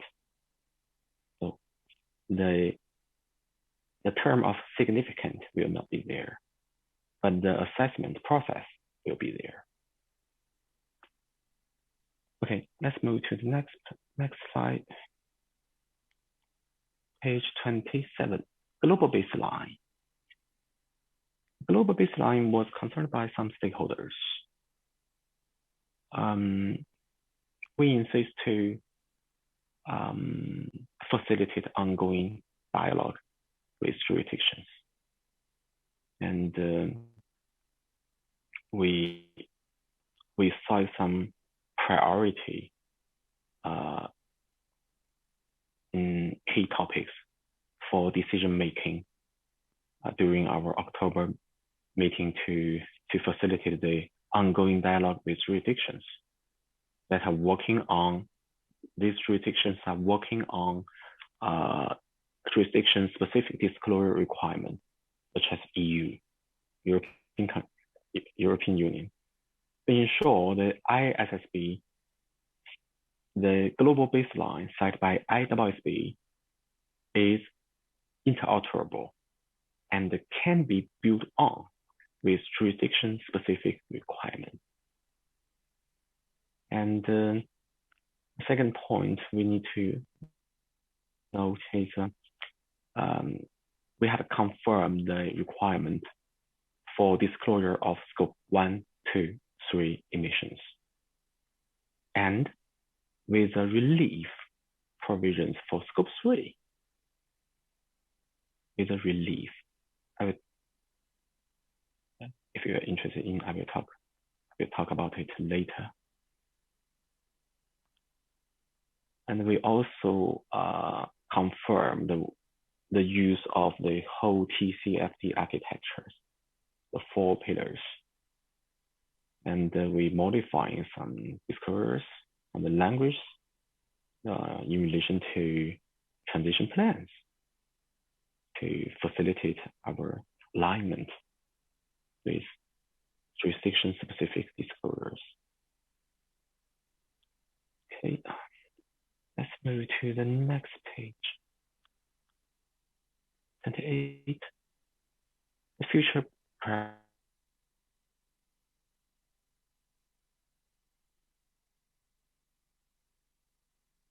The first part, we call it foundation building. It's a foundation for all the sustainability standards, not only for S2. The foundation including to support adoption and application, including some supporting materials, educational materials. 2, to develop a digital taxonomy to facilitate digital reporting of sustainability information. 3, the international applicable of ISSB standards. It sounds a little weird, but we can change it in other words. The further internationalization of the current ISSB standards, including not only parts in Appendix B of S2 as exposed, but also other parts in current ISSB standards. 4, the interoperability with others. For example, GRI standards and the ESRS made by IFRAG in Europe.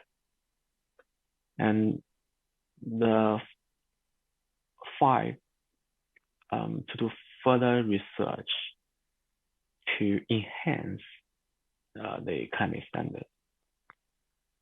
This is the first part, foundation building.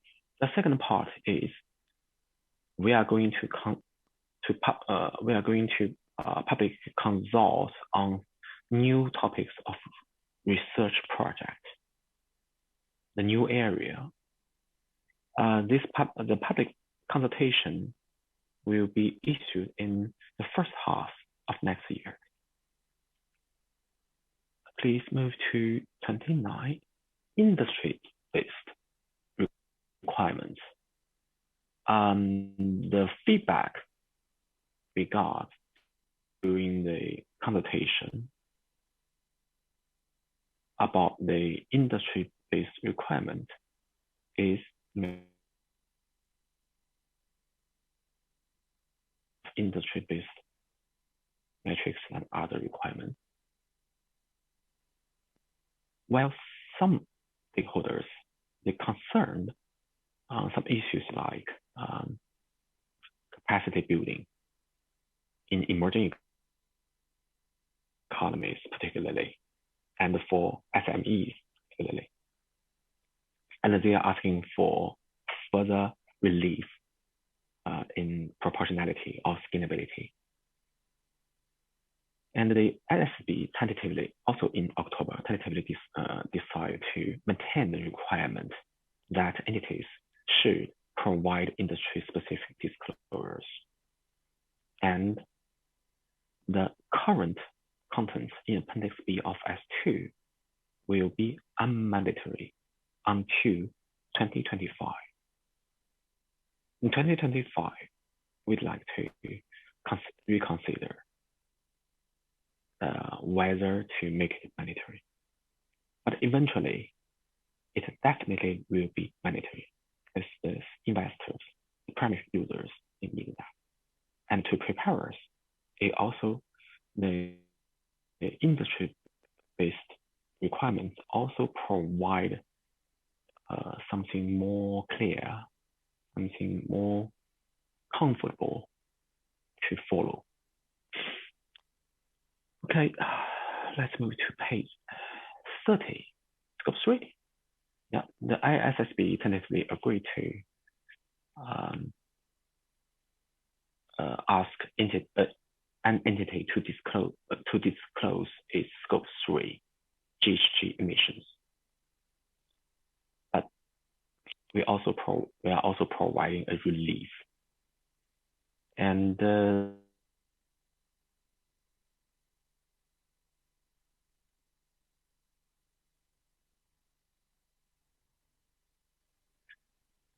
we'll also address some concerns about data availability and the data quality challenges. Let's move to page 31. Now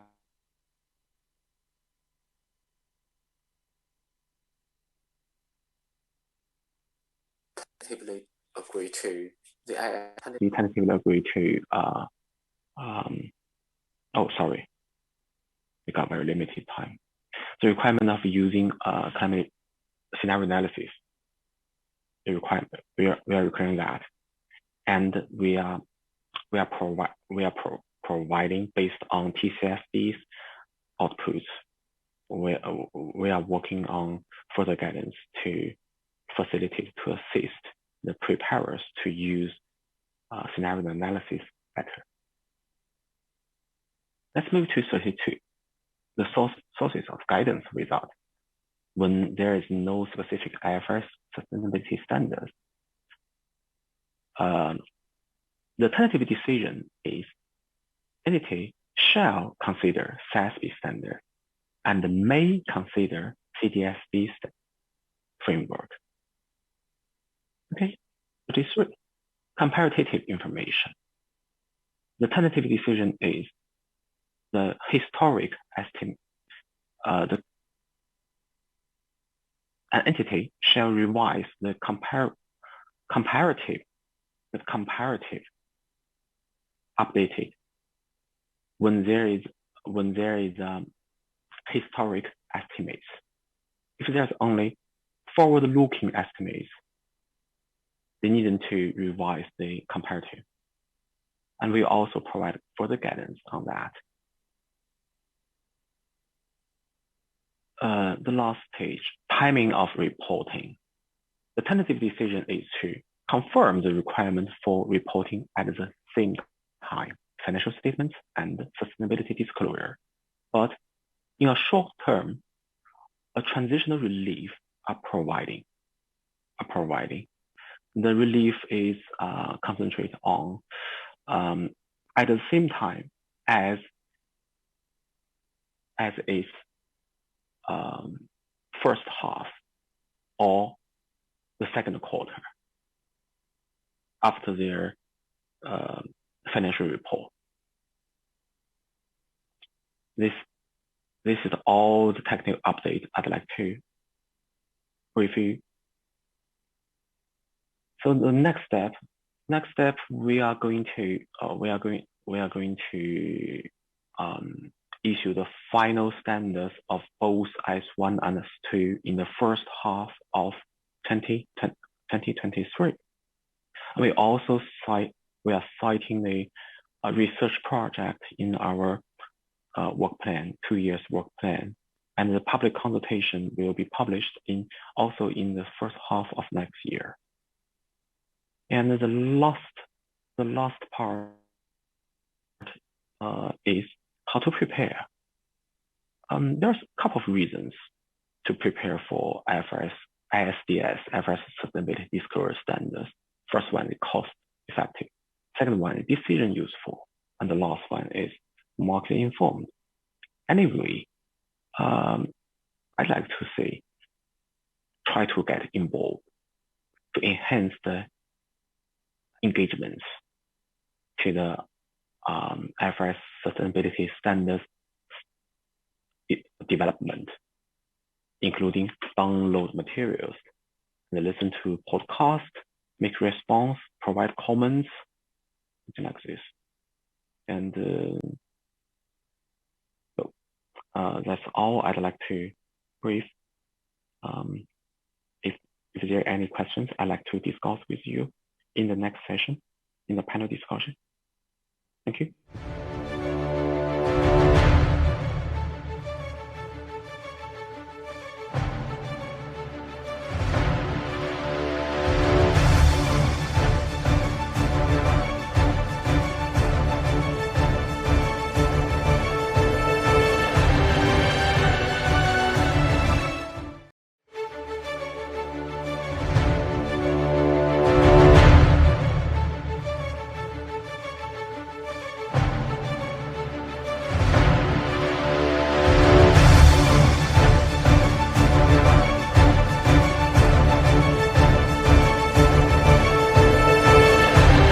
Ladies and gentlemen, we will start our next panel discussion session. So please welcome our moderator, Mr. Ricky Chang, Director and Head of Risk Advisory, BDO Risk Advisory Services Limited, to the stage.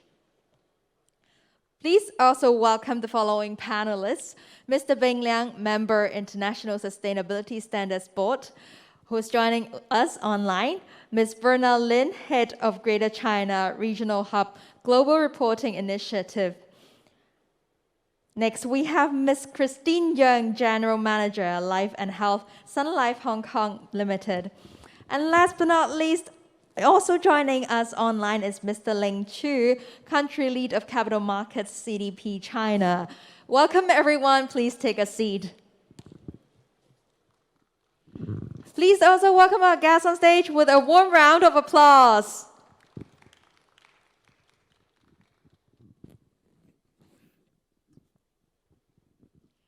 So you may begin the panel discussion now.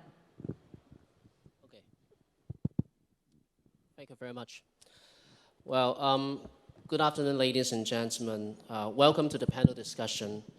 I'm Ricky Cheng, Director and Head of Risk Advisory of BDO in Hong Kong. Thanks, WGO, for having me to moderate this panel discussion. And today, we are very honored to have a panel of standard setter, experts and professionals to join us this panel discussion. So thank you for taking part in this panel discussion, and trust that our panelists will lead us to dive into today's topic, that is future developments on global sustainability reporting standards, ESG products, and environmental policies. While the stakeholders around the world continue to call for transparency about the company's ESG risk and opportunities, regulators and standard setters are working around the clock to roll out new reporting standards and disclosure relating to sustainability reporting. So before we kick off our panel discussion, let's have an overview of the recent development of the global sustainability reporting standard regime. In March 2022, the ISSB launched a consultation paper on the S1 and S2 proposal on the climate and the general sustainability reporting disclosure.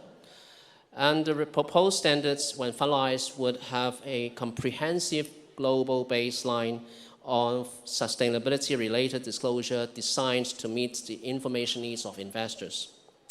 The consultation was concluded in July, and standards will be released in early 2023.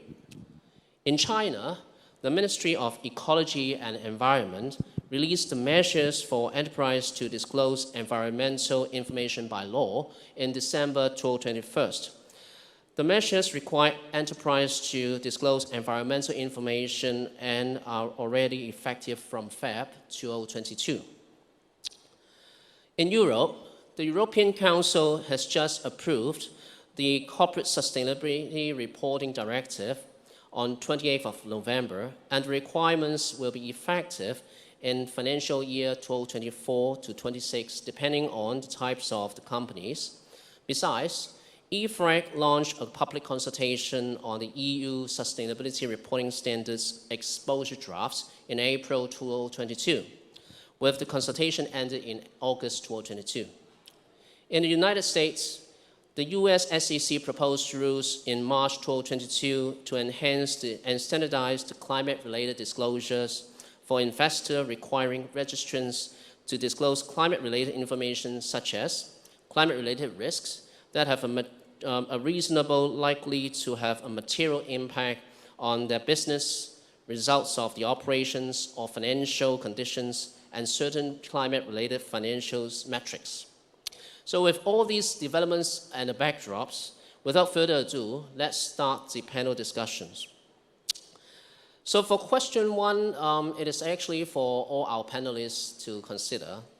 So in view of the various ESG disclosure standards and regulations among the globe for disclosing ESG information, investors has longed for a universal standard that requires high quality of sustainability information for analysis and investment decision making.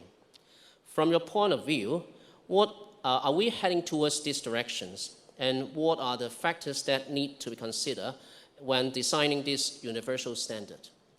So may I now have our panelist Bing to start on your comment first. Bing, please. Hi, Ricky. Thank you. Thank you for your question. Actually, I have a couple of words to share on this point. I think so. This is the direction. There are a couple of reasons, but I think most important one is actually it's really difficult to define what ESG is and what you need to report in ESG area. And it's quite difficult for users to figure out what information are material or relevant, why others are not. It's quite complicated and very, very costly. And you may notice lots of standard citers, they have done very, very high quality contribution to the ESG reporting situation currently, including TCFD, GRI, ISSB, as well as IRC or other very excellent standard citer. But from the user side, from the primary user, actually most of the investors, when they are making decisions, what kind of information they are asking for? I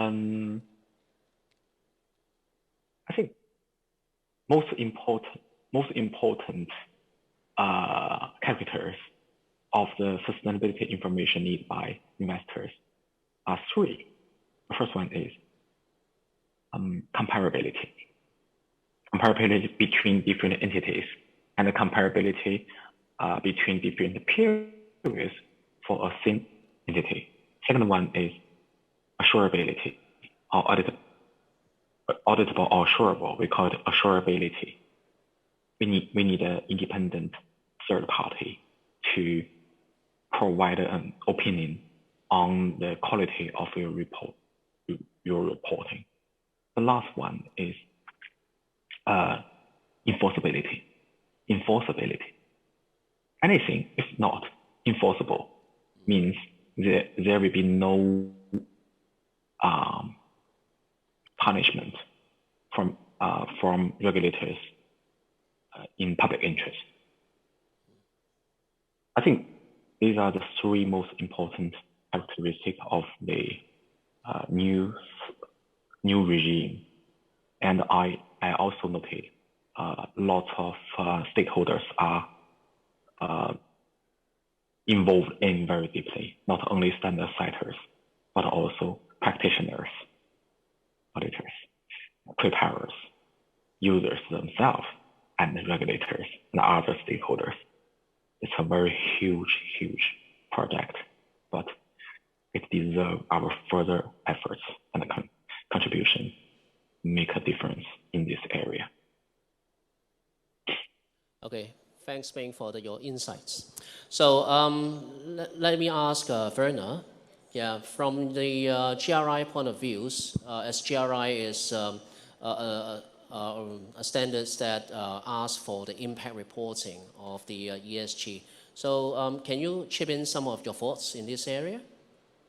Sure. I would actually like to prepare one slide. Is it?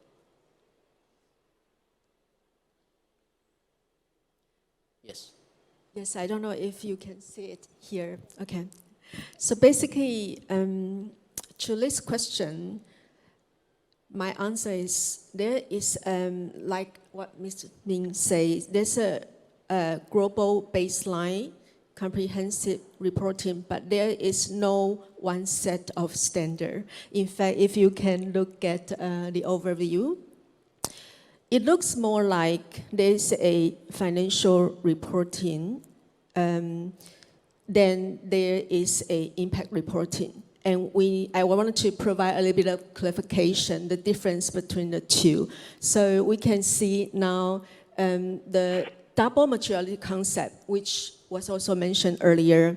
It's basically financial materiality plus the impact materiality. So I would like to actually provide a little bit of a simple example. If we are looking at climate change, for instance, what GRI standard so-called impact reporting is, we wanted to understand what is a company's, when you are providing your services or products, what is your positive contribution or your negative impact toward climate change, right? That's the impact side, which we are looking at inside out. We wanted to understand your company's impact toward the environment, the society, and the economy. On the other side, after we understand your company's, our impact, we can now look at inside out. So what the other side led by the IFI's Foundation, the ISSB, and TCFD, what they are looking at is actually climate change has already happened. So we can now look in outside in what climate change do, what's the impact of climate change on your company's financial report. So what I'm trying to say is, in the future, current practice as well, we are seeing the two set of standards, but we are working very closely to provide a comprehensive global baseline and to align the terminology, the definition, and the standard setting activities. So that's from GRI's perspective. That's how it looks like. Thank you. Thanks, Verena. All right, so let's move on to Ling online. I know that you are from the CDP. Okay, so CDP is an organization providing a platform for the companies to disclose their ESG information. So with the idea of having a universal standard for disclosing of the ESG information, so could you share with us your insight of whether there is some kind of characteristic or needs that can fulfill the investors' needs from your standpoint? Yeah, hi. Thank you, Ricky. So yeah, I think on this point, I just want to talk about this issue from the implementation perspective. So in CDP, we take disclosure as a journey. So we don't think a company naturally have the capability and the resources to a very comprehensive reporting at the initial stage. So let's take TCFD for example. It's recommended that it might take a company to do a fully TCFD aligned disclosure, 3 to 5 years to build the capabilities, internal capabilities, and to collect the data, and also the building up the internal information system to support the disclosure. So in terms of the universal reporting standards we are developing at the moment, I think it makes sense to make a building block approach. I'm not sure whether I understand being correctly on building block approach. I think it might be useful to put a part of the disclosure requirements as an optional for a certain categories of companies at a certain stage. And from the implementation perspective, I think this is useful. And for example, in CDP, we also have a minimum version for the first year reporter, or for companies which has a revenue less than a certain threshold. And also we are designing an SME questionnaire, which is more friendly, user-friendly for questionnaire for SMEs and unlisted companies. But this does not necessarily mean that we need to sacrifice the requirements of the standards. And I don't think we need to do multiple versions of the standards. So the basic idea is that put some as optional at a certain stage for a certain group of companies. That's my thought on this consideration of the universal disclosure standards. Thanks, Ling, for your insights. So let's move on through to the investor's point of view. I understand that Christine is from Sun Life, and your company always making impact investing in climate-related or green-related projects. So do you think universal standard do help you as an investor to understand more the informations of individual company for your investing purpose. Christine, please. Yeah, thanks, Ricky. Yeah, I think now we changed the lens from an investor perspective. Because just now I heard about there's no universal kind of reporting standard. That's absolutely true. Because as an investor, at Sun Life, a corporate company, one of our strategic pillars is sustainability-driven policy. So we are committed to invest more than 20 billion Canadian dollar in the sustainable investment. So that is a commitment to the society. And then at the back, how do we select company that are classified as an ESG company? So we have done a lot of research. Definitely disclosure is the first that we will look at, the company-owned disclosure. And second, we also look at the third-party analytics and also the research. There is some global standard reporting like ISSB framework that we definitely look at. Most importantly, I think is our own ESG plus proprietary framework. Since there's no universal framework, our company developed our own based on the ESG plus. Okay, I explain one by one. Environmental, definitely the scoring is based on the environmental impact. S is the social. We look at the company, whether they focus on talent development, whether they their retention rate of the staff, and whether they have a training. I think that's all contribute to a, I would say, sustainable growth company because people is key. And then we also look at governance, whether the board is diversified enough, whether they are inclusive culture. I think that's also the governance score. Based on the ESG score, we will have a combined. But then I would say another, the plus, where does it come from? The plus is on something not in the normal ESG reporting, but that's important. For example, digital policy, IT policy, those policies actually invested in the future ESG project or future, they're having future ESG impact. And these are also counted into our plus score. And then we have the ESG score plus a plus score, and then we combine a scoring system. I think that's how we can select the ESG kind of investment. The last but not least part is as an investor, we are able to influence the company. And then we will talk to the management, and then we will ask for the ESG policy. Even though like they sometimes may not disclose clearly, we will advise them to have a proper ESG reporting and a proper ESG policy. It's not just about us that invest in this company, it's also for the company to manage risk. In this world, we have a lot of risk, for example, regulatory risk or branding risk. We advise them how to manage the risk as well. So usually the company is welcome, and then we work together as an investor. Thank you, Christine. I don't know if I have 1 minute to respond to. Okay, sure. Christine Tan. Sorry, I wanted to provide a little bit clarification. When I just said there's no one set of standard, there's basically two sets of global standard. So there are global standards like GRI, the ISSB, and the ESRS. Yeah. So I'm trying to say it's investors, I completely agree, investor plays a huge important role, especially to push your portfolio companies, right, to do the ESG integration as well as to focus on their impact. But it depends on which capital market you are operating from. So if you operate from like in a regional jurisdiction, then, and I also understand a lot of investors have their own ESG guidance or internal framework.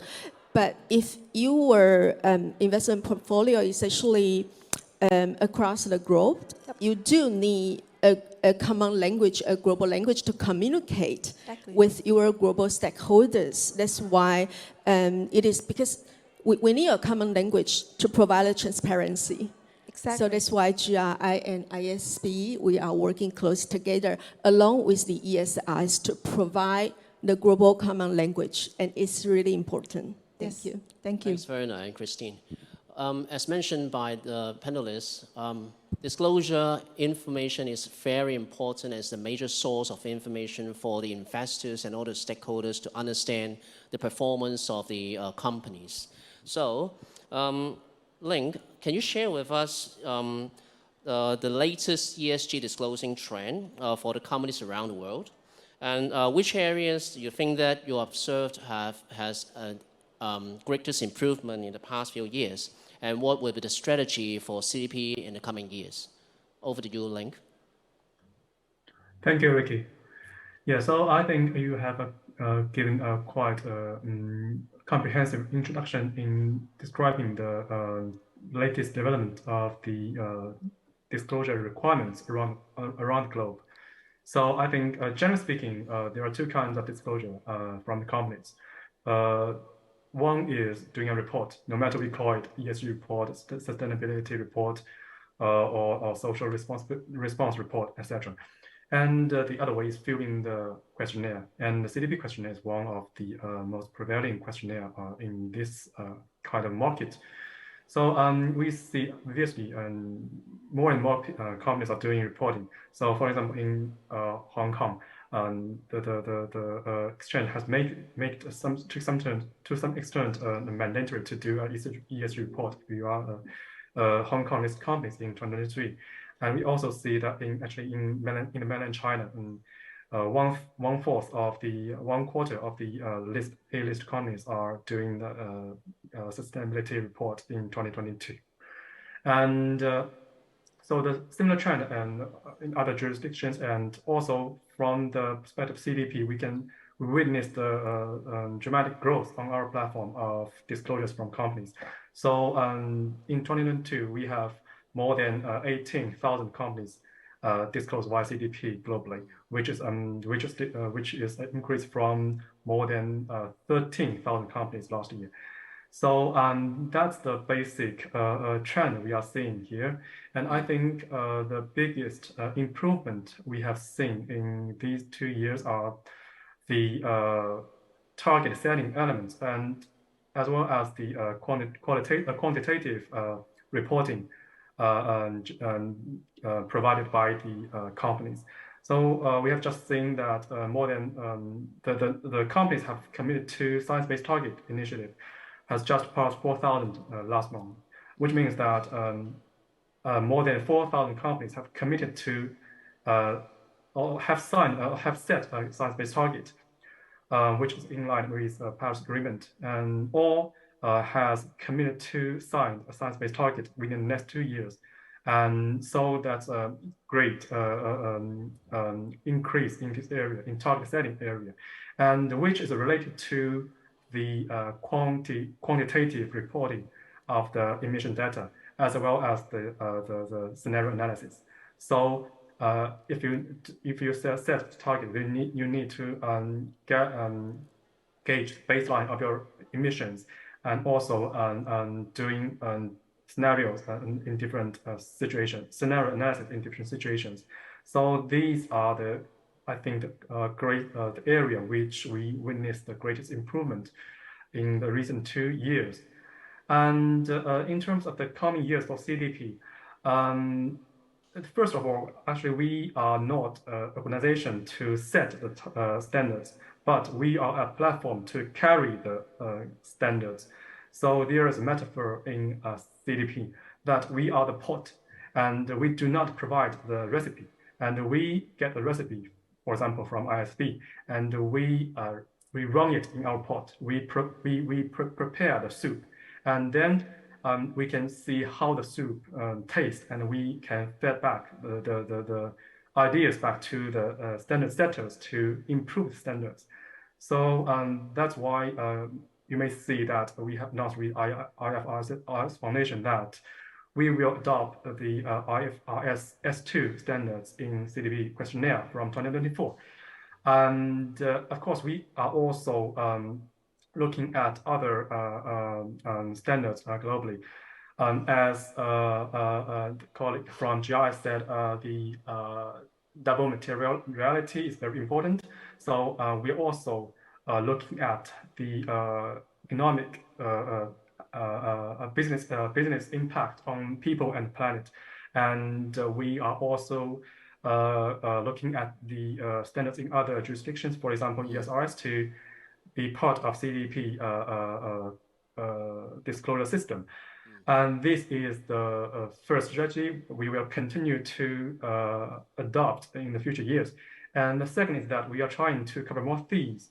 And as you may know, CDP is quite focused. So when I talk about ESG, actually, we do not cover S and G. We purely focused on environment.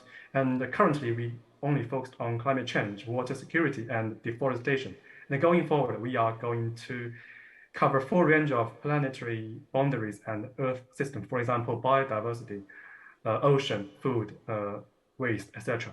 So that's a second point I would like to mention for our strategy. And yes, I think that's the most of the content I would like to share on this question. Back to you, Ricky. Thanks, Ling. So in terms of time, we still have time for one questions. Yeah, maybe I focus our questions on Werner. Yeah. So I understand that IFRS and GRI has a very close collaboration in the standard setting, especially in the recent ESRD and also CSRD regime. Especially in other collaborations. So could you share with us your experience and insight in this kind of international collaboration and how this collaboration can help the standards being more comprehensive and more easily applicable to our user? So thank you for the final question. If you look at this overview, so basically GRI is natural bridge between the IFRS Foundation and the EFRAG, ESRS. So basically, the double materiality stance, the ISSB would be the financial materiality, GRI would be the impact materiality, and ESRS, they are embracing the full double materiality. So that's the current situation. We are working closely with both sides. For instance, we signed an MOU just mentioned earlier with the IFRS Foundation. So we have technical representatives sent to kind of coordinate both sides standard setting work. We have a mapping exercise to establish the requirements between the two sides. We also have a comparison exercise to align the terminology and the definition, etc. That's with the IFRS. We are also co-constructing the ESRS standards set by the EU. So, because from the day one, EU has been very clear. They are not going to reinvent the wheel. So they come to GRI, we become a natural co-constructor. They will build their standards based on current existing standards, such as GRI standard. So what the features like, because ESRS just published their first draft 1 week ago. And we see the interoperability between the two. So we will provide further on a technical document to all the reporters in the world, actually, to see how you can build your current GRI standard to also align with the future EU requirements. Thank you so much. Thank you, Werner.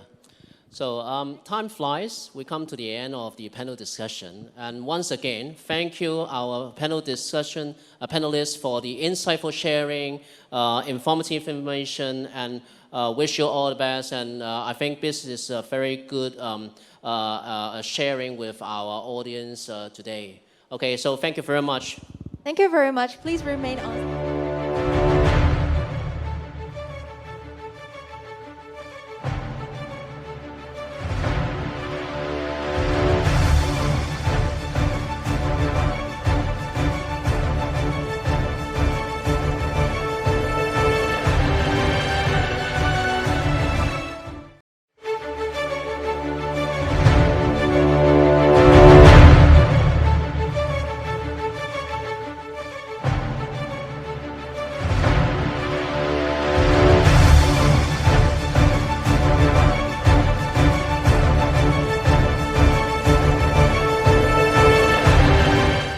us, next we have Ms. Margaret Kim, CEO Gold Standard, who will be speaking to us on global development and carbon trading market.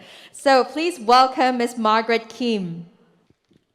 Good afternoon, ladies and gentlemen. Thank you, UNESCAP and World Green Organization for inviting me to speak today. I really enjoyed the previous panel discussion, and hopefully I'll build a little bit on that in the context of sustainable investing and ESG reporting, as well as the role of carbon trading or the carbon markets. So for those of you who are not familiar, my name is Margaret Kim, CEO of Gold Standard. Gold Standard was established 20 years ago by WWF and other like-minded NGOs to ensure environmental integrity and sustainable development in the carbon markets. And as many of you know, the carbon markets has evolved significantly, especially in the last 5 years. Gold Standard's been really known as the leader for quality in the voluntary carbon markets. And as of third quarter this year, we've worked with more than 350 project developers globally, working on more than 2,600 projects, covering more than 90 countries, resulting in 209 million tons of carbon emission reduction and therefore creating 31 billion shared value through these interventions. So we're a Geneva-based NGO, but globally present.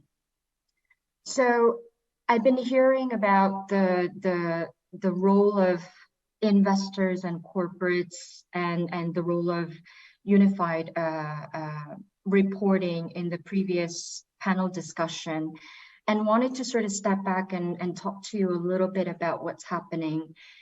So just fresh coming out of COP27, the Conference of the Parties 27th meeting, I personally saw a huge shift in the role of private sector in the last 2 years. So in the last 2 years during COP, private sector, especially the financial institutions and corporates, took a real central role in driving the climate negotiation and also driving the sustainable finance towards climate security and sustainable development. We have serious commitments from private equity firms pledging on mitigation and adaptation efforts. We have, as we heard from the previous panelists, we have more than 4,000 companies around the globe pledging for science-based targets initiative. So we've been advocating at Gold Standard for millions to billions for the last 20 years. And all of a sudden, that needle has really shifted from billions to trillions. And if you look at the carbon markets, the voluntary carbon market hit $2 billion in cap size at the end of 2021. And we're still seeing the positive increasing trend this year, which means that the needle's moving, but with more investment and more ambitious commitments will follow by increased scrutiny on credibility of those investments. So that's where Gold Standard comes in. So we've been operating as a voluntary carbon market standard for the last 20 years, and recent few years, we've been also working with investors and corporates in driving their sustainable investment and how to measure the impact of those interventions, whether that's at a project level or a portfolio level. So Gold Standard works with 4 main stakeholders, governments who have set their NDCs and driving their climate finance and sustainable finance strategies to reach that. And more governments around the globe are using both the domestic market mechanisms as well as accessing various voluntary and compliance market mechanisms. So Gold Standard is supporting the measurement of those interventions and hopefully driving a maximized impact and a third-party verified impact credits and carbon claims following that. we also work with corporates. So nowadays, corporates not only have to meet their net zero targets, but also have to report against a lot of reporting standards and reporting requirements. And most of the challenge comes from the scope 3 intervention in their value chain, so the supply chain. And in the past, many of the corporates were considering carbon credits as an alternative to intervene in that. However, recently, we're seeing many innovative financial interventions and investments in their scope 3 value chain. So how do we design a good investment, and how do we monitor that and come out with a result that's credible and verified by third parties? So that's another area that we are working with corporates in driving that effort. And finally, which is very encouraging for me to see, is the investors. So 10 years ago, the word from brown to green was a trend, but no one actually knew what that green means. And right now, we're working with a number of private equity firms and impact funds to certify their portfolios under the gold standard for the global goals requirements. So what makes gold standard important in this whole mix is because of the few areas that we're known for.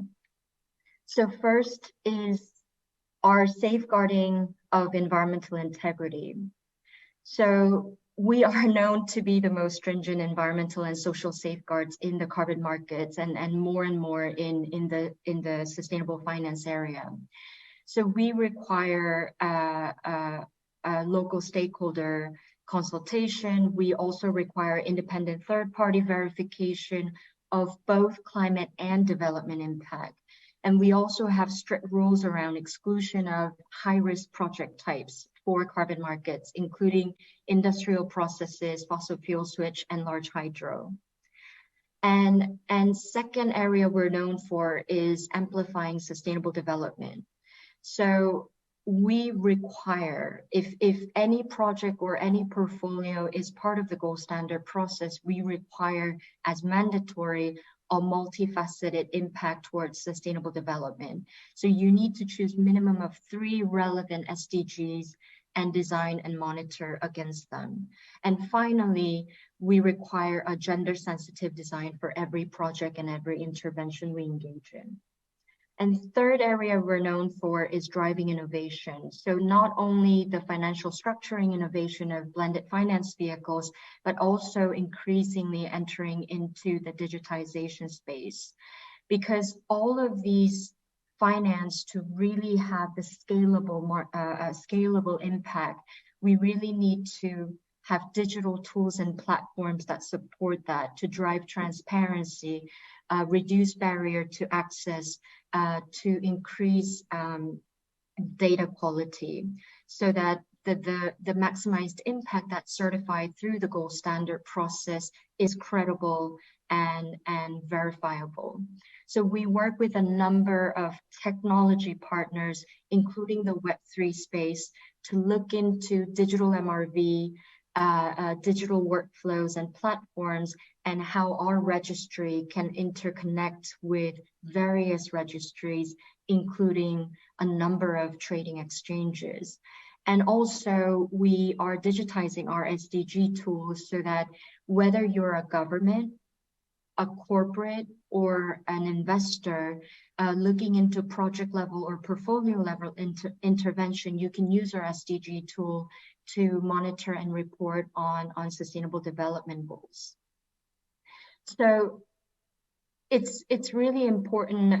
The previous panelists sort of ended with the notion that it has to be beyond climate, and that has been the underpinning thinking for gold standard, because climate is you can't look at climate in silo, because climate is really interconnected with variety of societal issues, and we need to create that just transition in this energy transition and this low carbon emission transition. So in supporting those stakeholders, governments, corporates, investors, and project developers, we also provide capacity building because as an example, we recently, in the last year or two, worked with a US-based private equity fund to create a blended finance vehicle, which was supported by the Green Climate Fund, who took the first loss and also provided the grant funding for capacity building. So that is a $750 million private equity fund that is aiming at small to medium-sized infrastructure projects at a subnational level, which are often the hardest to mobilize finance for. So in that, we realize we not only need to support the capacity building of the local stakeholders and local project developers, but also we need capacity building for the private equity. Because if you think about it, the process of creating a credible impact, whether that's a carbon credit or an impact claim or a report and statement, you need to follow a rigorous process. And the behavioral change of private equity and corporates in looking at investment is really important. So we provide that support and hopefully that will drive greater impact and mobilize $750 million in those developing countries for the subnational infrastructure projects. So the reason why I'm not just talking about carbon markets is because carbon markets is one of the many tools that bring catalytic finance to the overall ambition of our investment towards climate security and sustainable development. And if you can create a credible carbon project, that means you can also create credible climate finance project or sustainable finance project. And as an investor, as a corporate, as a government, you should be looking at various financial mechanisms that's available in order to drive your climate ambition and sustainable development ambition. And in all of that, it's really important to understand that it's not just about carbon, but really sustainable development and driving that sustainable growth of the local communities is part of that ambition. And for me, it's very it's interesting because more and more corporates are moving away from looking at just carbon. So yes, the Science-Based Targets Initiative set the real leadership in driving corporates' ambitions in reaching net zero, but more and more corporates are realizing that this is beyond just accounting for carbon footprint, but more a holistic sustainable approach that will bring sustainable business model for the corporates itself. So it's not just on reporting responsibility, it's not just on disclosing that information, but really having a holistic approach in investing in the corporate's own value chain and in the corporate's own customers and local communities is really bringing that sustainable model for their business. And the same goes for the investors as well, that it's not just to tick the box on public relations domain, but really to drive that sustainable investment beyond just intervention level. So I think there's a real positive movement, and Gold Standard is working closely with SBTi, GRI, CDP, and GHG protocol to make sure that we're not reinventing the wheel, but really harmonizing and being part of that alignment to drive ambitious investment towards the climate security and sustainable development for all. Thank you very much.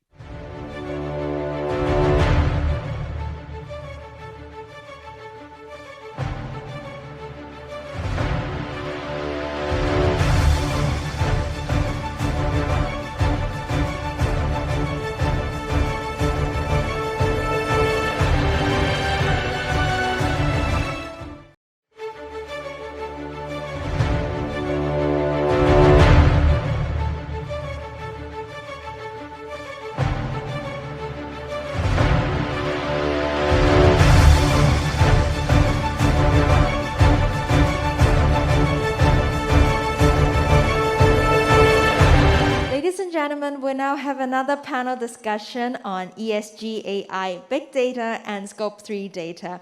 Please welcome on stage our moderator, Mr. Raymond Fong, past chairman, Energy Institute Hong Kong branch, onto the stage. As well as our panelist, Dr. Surat Chopra, assistant professor, School of Energy and Environment, City University of Hong Kong. Mr. Matt Reed, CEO and founder, Kin Food Halls. And also Mr. Dennis Wan, Regional Lead of Corporations and Supply Chains, CDP. So later on in this panel discussions, our panelists as well as the moderator will be discussing on ESG, AI, Big Data, and Scope 3 data. So please do look forward to the inspiring discussion that is coming ahead. My name is Raymond Fong. Welcome to this sharing section. And we also welcome the panelists here. Later on, I will let them introduce themselves and also their expertise, and as well as the relevancy of their work to these three big topics: ESG, AI, Big Data, and also Scope 3. My name is Raymond Fong, and I'm the ex-chairman of the Energy Institute Hong Kong branch, and I am now an adjunct professor of City University of Hong Kong. So the way I convene this discussion is that we will have several rounds of discussion, and I welcome colleagues here and also people on the internet to raise any question anytime you think it is relevant. And I will throw your data to one of the panelists to discuss that will enrich our discussion. So the first round, I would suggest that each one of you to introduce yourself. So maybe Saron, you introduce yourself first. Thank you, Raymond. Hi, everybody. I'm Dr. Chopra from School of Energy and Environment at the City University of Hong Kong. My work is particularly related to quantification of environmental impacts from a life cycle perspective. So that neatly ties in with ESG and Scope 3. So my work specifically on ESG is to avoid it becoming any other greenwashing tool out there. How do we keep it transparent and credible is the goal of my work in life cycle assessment and Scope 3 by keeping it quantitative and providing data across this value chain for businesses so that we can have actionable contributions towards achieving net zero and various other targets at various organizational levels. So thank you very much for having me, and I'm happy to share more as we go through. Thank you. Then Matt. I'm Matt Reed, the CEO and co-founder of Kin Food Halls. I'm also the owner of Far North Productions, which makes environmental documentaries. We also have a restaurant group called Maximal Concepts. The best way to share what we do at Kin is, in fact, we have a short video which could possibly play. Now let's show the video of Matt's company. Yeah. There's no denying that the food industry has been a big contributor to climate change over the years. This is clearly seen in the industrialization of food production, extensive deforestation, and the day-to-day consumer reliance on plastic-packed food delivered on a moped. Our system is broken and in a downward spiral. We asked ourselves the question, if you started a city today, how would you structure it differently in terms of food? Our mission is to produce 1 million meals a year. Meals that are high quality, use regenerative ingredients, and at a fair price for everyone. At Kin, we're driven to change the way we eat through technology, enabling whole districts to shift to regenerative agriculture and carbon-free delivery at no extra cost. To be successful, we need to offer our customers better convenience, more access to great food, and an easier journey than currently exists. Kin does exactly this. Our app curates some of the most exciting chefs and restaurants from all around Asia, compiled into easy food playlists, produced by Kin in our green kitchens, meeting our ingredient charter, which ensures a local, regenerative, sustainable, and carbon-conscious supply chain. Food is emotion. The way it pulls on your senses, it has the ability to create memories. It makes you feel. It brings people together. Your kin. This, paired with the benefits of technology, can help change the way we eat. one meal at a time. Okay, thank you. Thank you. This is quite a new concept as well as a lot of technology are incorporated in it. So later on, Matt, you can share with us your solution in these big topics. And the third panelist is Dennis. I'll pass it to you. Thanks. Hi there. Thank you. So my name is Dennis Swan, and I am the regional lead of corporations and supply chains with CDP. To explain why I'm here speaking about supply chains and data, I have to tell you a little bit of my story. I actually just spent 22 years in banking and finance. I started as a junior accountant. I ended up as the COO of Credit Suisse of Hong Kong. And last summer, I took a sabbatical. I went traveling across America, and it was very, very enjoyable. I was with my gap year daughter, all the way up until I hit the Pacific Northwest and I encountered forest fires and apocalyptic smoke and droughts. And I, on a desert road, thought, I need to do something different with my life, more impactful. So when I came back and I discovered the organization of CDP, I was very surprised. 6.5 months ago, I'd never heard of the largest environmental transparency NGO in the world, that 22 years ago it had been founded with the idea of using capital markets to influence real economy companies to provide their data, to provide environmental data to what is now the largest environmental repository of climate change, forestry, and water information in the world. And we provide that information back to academia, to the real economy, to the banks and investors, to then influence the real economy to do better, as my panel mate here is trying to do. That's what's so exciting about using data from real economy, from supply chains, to actually make an impact. So I guess on this panel, I'm going to serve as the person who just learned all of this stuff from scratch in the past 6.5 months, and now is going to be talking about supply chains and data. Thank you, Dennis. Actually, you're not the only one who is green to this topic. Everybody is green to this topic because we are doing green. We are not doing greenwashing. So let us learn together. Okay. So the topic right now is very big. When I was assigned the role of convener, I think about how to convene this in a better way. So we have a discussion, and the way we talk about right now is what we discuss and agree upon. So I think the first thing I would like to put to the panelists is that now ESG is so big. We cannot discuss all three today. We just focus on E. And even in E, environment, we cannot discuss everything because the environment, you touch upon the greenhouse gas, you touch upon the waste, hazardous waste, all these things, air pollution. So let us focus on greenhouse gas only. And on greenhouse gas, we cannot discuss everything, scope 1, scope 2, scope 3. And I think right now, people are very keen on reducing their scope 1 and scope 2. That is good. But scope 3 is also very relevant. Why? Because nowadays, a lot of people, a lot of companies are committed, trying to commit it to a science-based target. And in science-based target, you know, they require you, your company, to estimate your scope 3 emissions. If your scope 3 emission is more than 40% of the total emission, you have to report it. And also you have to set the target, how to reduce it. So I will restrict our discussion to start off on this scope 3 data first.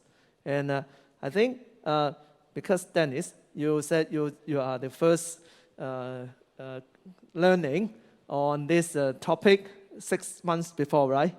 So 6.5 months. 6.5 months before, to be exact. So let us start from you. How do you see the scope 3 emissions? What is the relevance of scope 3 in this whole topic? And then later on, we relate this scope 3 problem with the big data. How is it related to big data? Let's that is the second round of discussion. But first, from your perspective, what is Scope 3 emissions? Okay.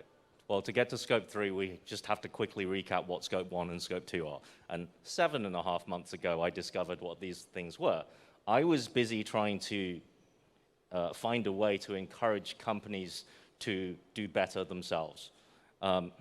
What's under your direct control is your Scope 1 emissions, if we're concentrating on GHG here. What is Scope 2 is actually where you buy your power from. So you're somewhat dependent on how your power generator actually powers itself. Is it green? Is it burning fossil fuels?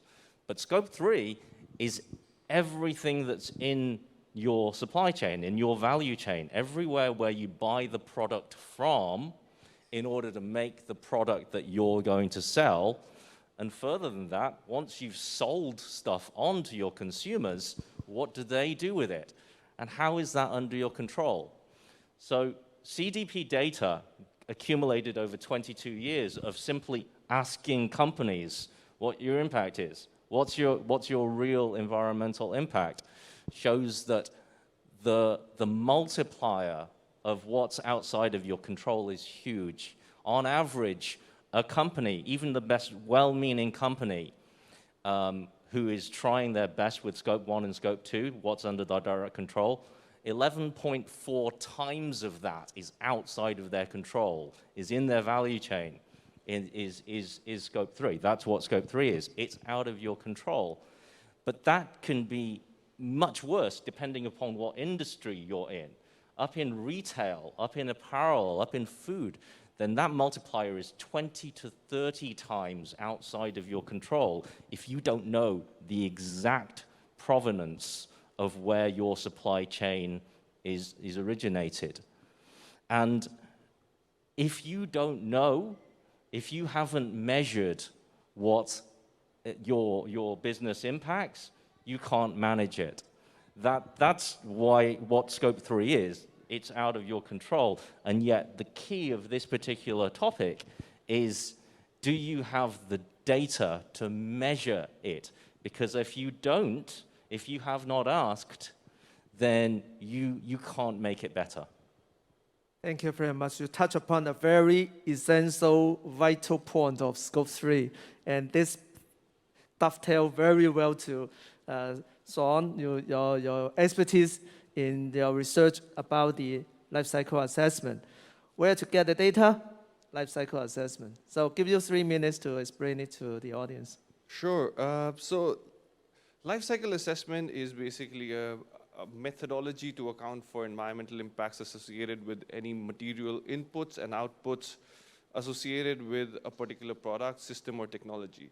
It's the same way that how we account for financial transactions to get a good idea of profit and loss of an organization. The same way we want to be able to quantify each and every material, energy input, as well as waste emissions and environmental other sort of emissions taking place from across the life cycle, both upstream from the supply chain, as well as downstream from the use and end of life of products and technologies. So that's what the methodology does. It's not something that we came up with yesterday.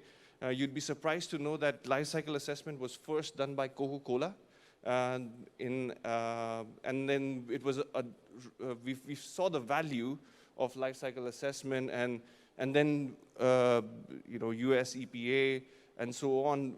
We've started developing these databases so that others could do life cycle assessment kind studies, and this is when we in 2006 had the ISO standards created for conducting life cycle assessments and the methodology around it.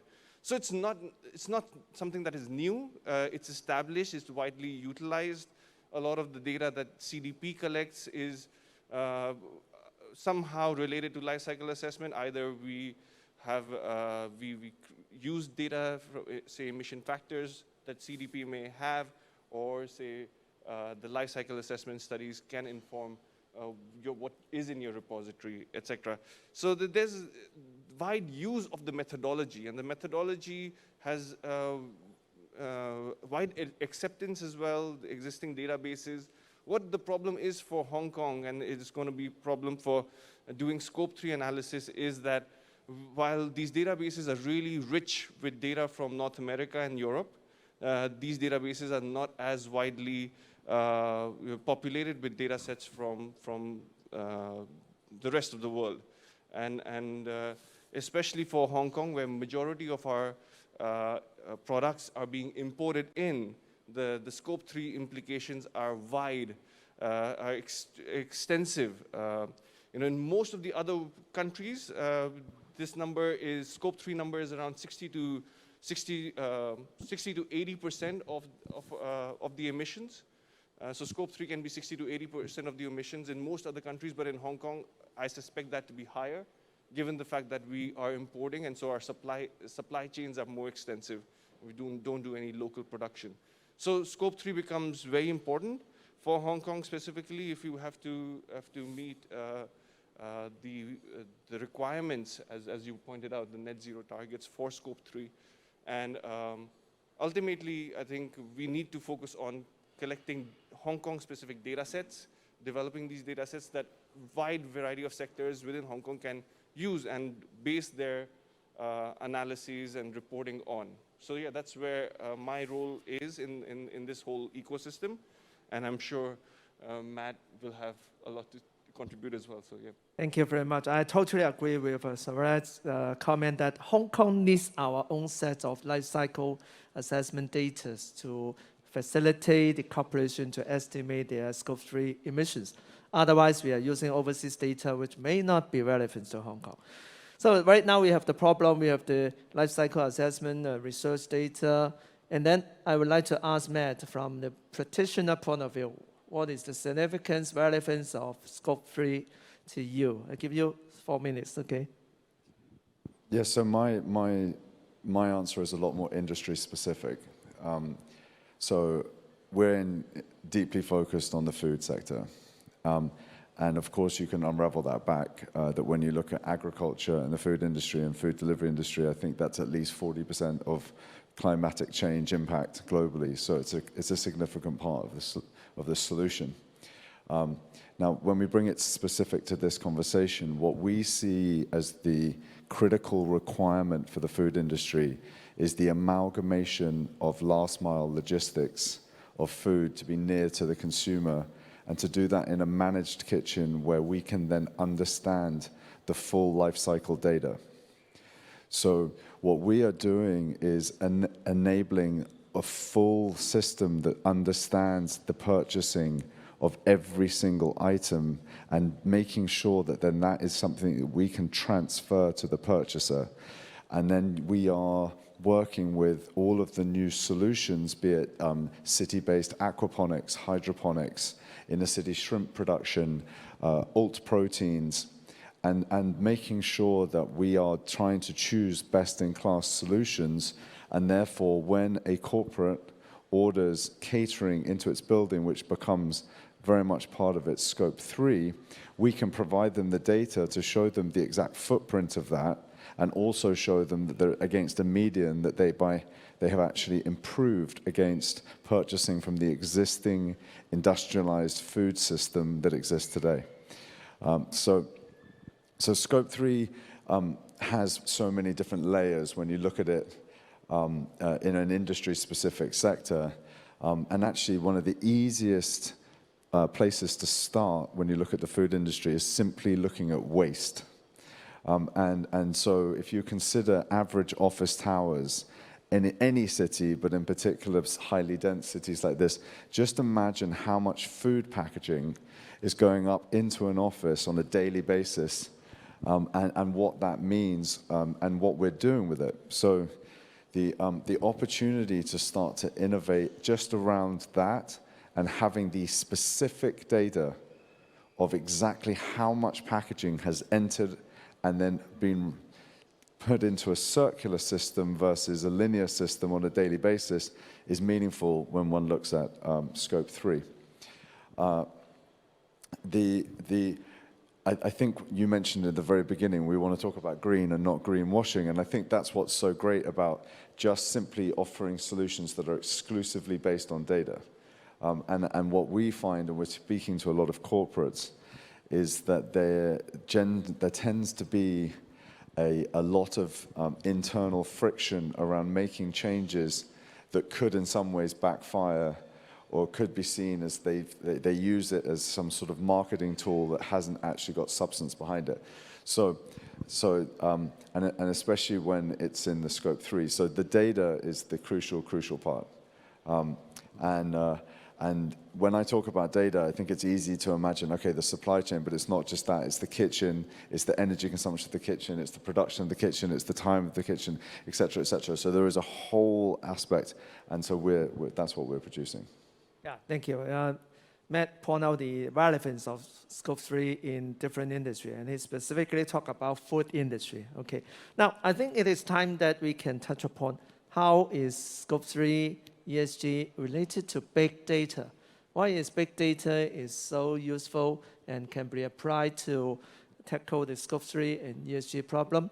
Let us start from Matt first. You from the industry, and you just talk about the food industry. You mentioned the data is very relevant. So do you have any practical solutions, technical solutions to help this issue by using big data applications? Yeah, I'll give you a specific case study. So one of the greatest problems in the food supply chain is inefficiency, right? So you're dealing with a perishable food item that obviously has a certain degree of wasted, both in its production and then in its sale with unsold items, et cetera, et cetera. So the more that you can have big data on the consumption behavior of the customer, and the more you can have big data on the production time and requirement and process, and the more that that can analyze together and keep consistently reforecasting so that you're getting smarter and smarter and smarter in the kitchen production, you'll be consistently reducing waste. Remarkably, there is not a food system in the world today that does that on any basis other than like a singular fast food product that's kind of designed not to die anyway. But in anything that is in an actual freshly cooked environment, it doesn't really exist. So I think that's a real specific, real-world example of how data can fundamentally drive down waste, and then that data can be passed on to the consumer and used as a Scope 3 saving.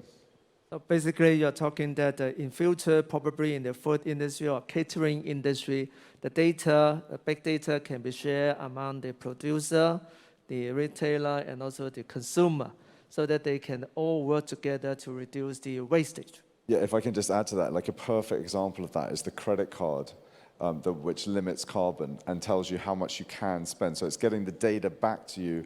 I think it's called Deconomy. Where the data comes back to the consumer, and the consumer can change their purchasing in real time because they have a carbon limit for the day of what they want to spend. So you're sitting in Starbucks, taking your takeaway cup, knowing you've used up quite a large percentage of your daily carbon credit. And that is just the perfect example of getting data all the way back to the customer to enable behavioral change, which I know is more about your own individual Scope 3 in many ways, but I think it's a good example. Yeah, that is very good. So in future, not only those fitness program can help reduce their weight, but also the carbon reduction program with your technology, they can keep reducing their carbon footprint on a daily basis. Okay, so that is from the industry practitioner point of view on using big data. So what about from the academia point of view? What is the use of big data to solve or aid in the Scope 3 issue? From a big data perspective, I think I am not too convinced at this stage that big data is naturally going to be the solution. I think it has to be on primary data, and I think CDP and my friend Matt here would also agree, because that's the value that we're creating by having very high quality data sets that each of our organizations are trying to build. And the more strong data sets, robust data sets we have with primary data sets and less of aggregation or an industry-wide aggregation, that's sort of been the norm so far, because we've been in an environment where we did not have data. But now, since we have had scope 1 and 2 emissions being reported for the past few years, and the fact that if you have all of the organizations within your supply chain did report scope 1 and 2 emissions, then you would have a very good idea of your scope 3 emissions. So the idea is that you want to understand your stakeholders, work with your stakeholders, encourage them to measure, collect data, and then incentivize them as a larger corporation, if you're working with an SME who does not collect data, in order to, you need to incentivize them, work with them if you cherish that relationship, because if you work together in reducing their scope 1 and 2 emissions, you inadvertently reducing your own scope 3 emissions. So first of all, you need a lot of information and communication and partnership building with your value chain actors, within the suppliers within your supply chain. But then that's all for the upstream scope 3 emissions. What about downstream and use phase emissions? So that's where you need to connect with your consumer, right? So you need to understand, say, if you're an electronics manufacturer, say Lenovo, you have to figure out, well, what are your use phase emissions? Because they tend to be the largest for electronics, as well as end-of-life impacts associated with the e-waste that is being produced. So I would say that there is both of these factors for raw material intensive sectors, but Hong Kong, on the other hand, is not always raw material intensive, not in your case, unfortunately, but for the banks and things like that, they might not really care about suppliers as much, but they really need to take care of their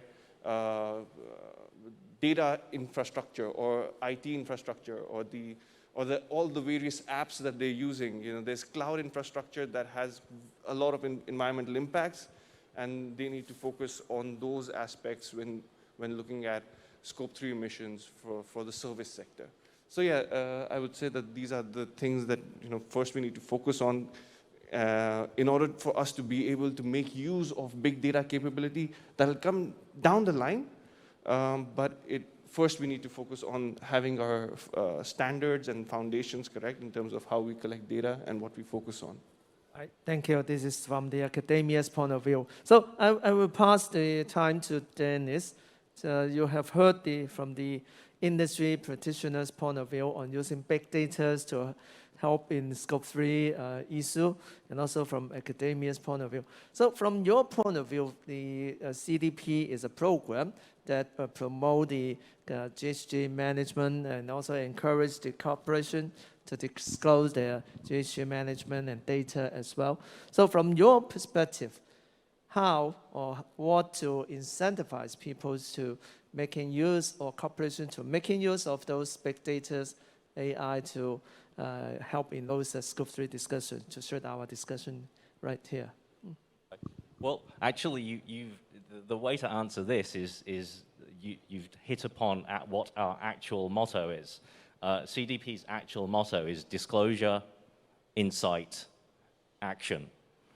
Disclosure being to ask for more primary data from more companies in the world, and with more data that is primary and accurate, which is what academia is searching for, then you know what kind of actions to take, the kind of actions that Matt is taking in his business. But I do agree primarily with Dr. Sharan here that what we need is more primary accurate data. CDP over 20 years has now reached the size where 700 financial institutions in the world worth $130 trillion of assets under management is using their power to ask 20,000 companies this year worth, on aggregate, over half of global market capitalization, the largest companies in the world, to disclose their primary data. But I, representing CDP, will not be satisfied until that is 100%. What Dr. Sharan mentioned there is that the richness of data that's being collected in the Americas, in Europe, is far greater than in Asia. And part of the problem here is, in fact, that not enough people realize It's not as complicated as all this jargon sounds. It isn't. The mechanism that CDP delivers is business friendly. It is, if I'm to use an anecdote right now, I'm gonna surprise my panel mate Matt here. Do you know much about Harry Potter? Not enough. He doesn't know everything that there is to know about Harry Potter. There's a lot of books, there's a lot of movies. But if Matt was to go on to the internet right now and find a 10-question quiz about Harry Potter, you could have a go. You could have a go. You would know, oh, in this particular situation faced with this monster, choose. Would you use a wand? Would you use a spell? You'll answer the 10 questions, and 10 questions later, then the internet quiz will proclaim Matt, oh, well, congratulations, you're in Slytherin. And you'll think, I don't want to be in Slytherin. That is not a high-performing house. I want to be in Ravenclaw. What do I do differently? What actions do I take differently? And to be honest, CDP's business questionnaire, which is asking all of these companies what to do, what they do, is challenging them to think, or what would I do differently? So we will be able to ask you these questions. Where do you get your energy from? Does your board oversee climate risk? Calculate your emissions following GHG protocol, but give you the guidance on how to do that. And that's how we gather all of that data which academia is able to use. And that's the big data that you're asking about. The big data is only going to be useful if it's accurate. And another point that was alluded to up here is that everybody's scope 3 is in fact somebody else's scope 1 and 2. If we could in fact achieve what CDP's mission is, which is to gather the scope 1 and 2 data of 100% of all companies in one place, there would be no double counting, and everybody would be able to see, essentially, my scope 3 is part of everybody else's business. Okay, yeah, that's right. Our topic is quite difficult, and it is not sufficient time to discuss it in detail. But I want to give you 1 minute, each of you, to wrap up how we discussed the scope 3 and we discussed the AI big data. How do you encourage or suggest to the authority or CDP people or those GHG program people how to encourage the people or the corporation to make use more big data, AI or whatever, to aid their scope 3 or scope 1 or 2 emissions inventory? Because as Dennis just said, scope 3 is actually other corporations' scope 1 and 2. So if we can get it more data accurately, then we will understand the situation of all the scope 1, 2, 3 emissions more accurately.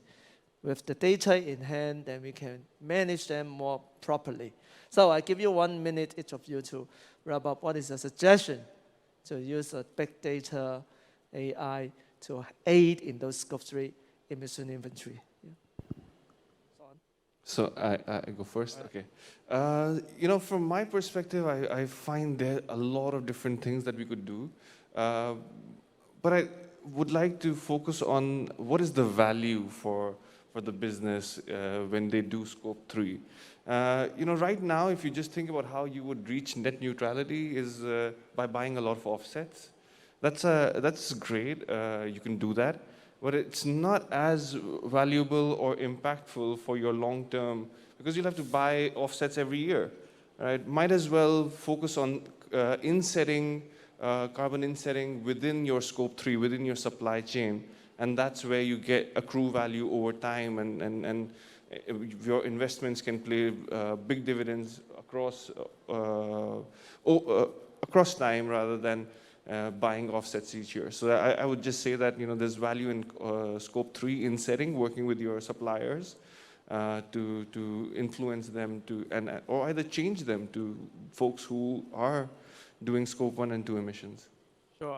Okay, this is from academia's point of view. So, Matt, I think you will suggest to us that making use more of those technology solutions provided by you for food industry This is a standard answer, but I want another more broader answer. I'll give you a slightly different answer. So actually the most interesting insight to almost every conversation with every CEO that we've had when we've introduced looking at their food life cycle and related to waste is that the feedback is, I know I have a scope 3 target, but I like this because it's going to engage my company in the process of looking at reductions. We all eat every day. Actually, kinship is formed around meals. The way a company consumes is a very engaging way to start all talking about how we can do things differently. I think you're quite disassociated when you think about something in a supply chain in a different continent with a different, with something that is really quite hard to kind of bring to home. So what I think is as exciting is that you have to start somewhere, and actually the way you all eat is a wonderful way to engage in a much deeper and more complex problem. And that's what we hope we can help with. Yeah, thank you. So engagement is the key word. Okay, thank you very much. Dennis, you from the CDP point of view, how to encourage the use of more big data for Scope 3 or Scope 1, 2 emission estimate? Okay. This particular answer isn't really from the CDP point of view as much as my own call to action for everybody who's in the room here and everybody who's watching. There's 3 parts: time, teams, and personal responsibility. The time to act is now. We are at 1.2 degrees already. We all know from watching the news that we must try and limit ourselves to 1.5 degrees. If we miss that, then we will try for 1.6 degrees. If we miss that, we will try for 1.7. But the time to act is now. There has never been a more urgent time when we have been in control of our own destiny. On teamwork, which Matt actually alluded to there, fighting climate change is the ultimate team sport. I have learned in my time in sustainability that no one can do everything, but everyone can do something.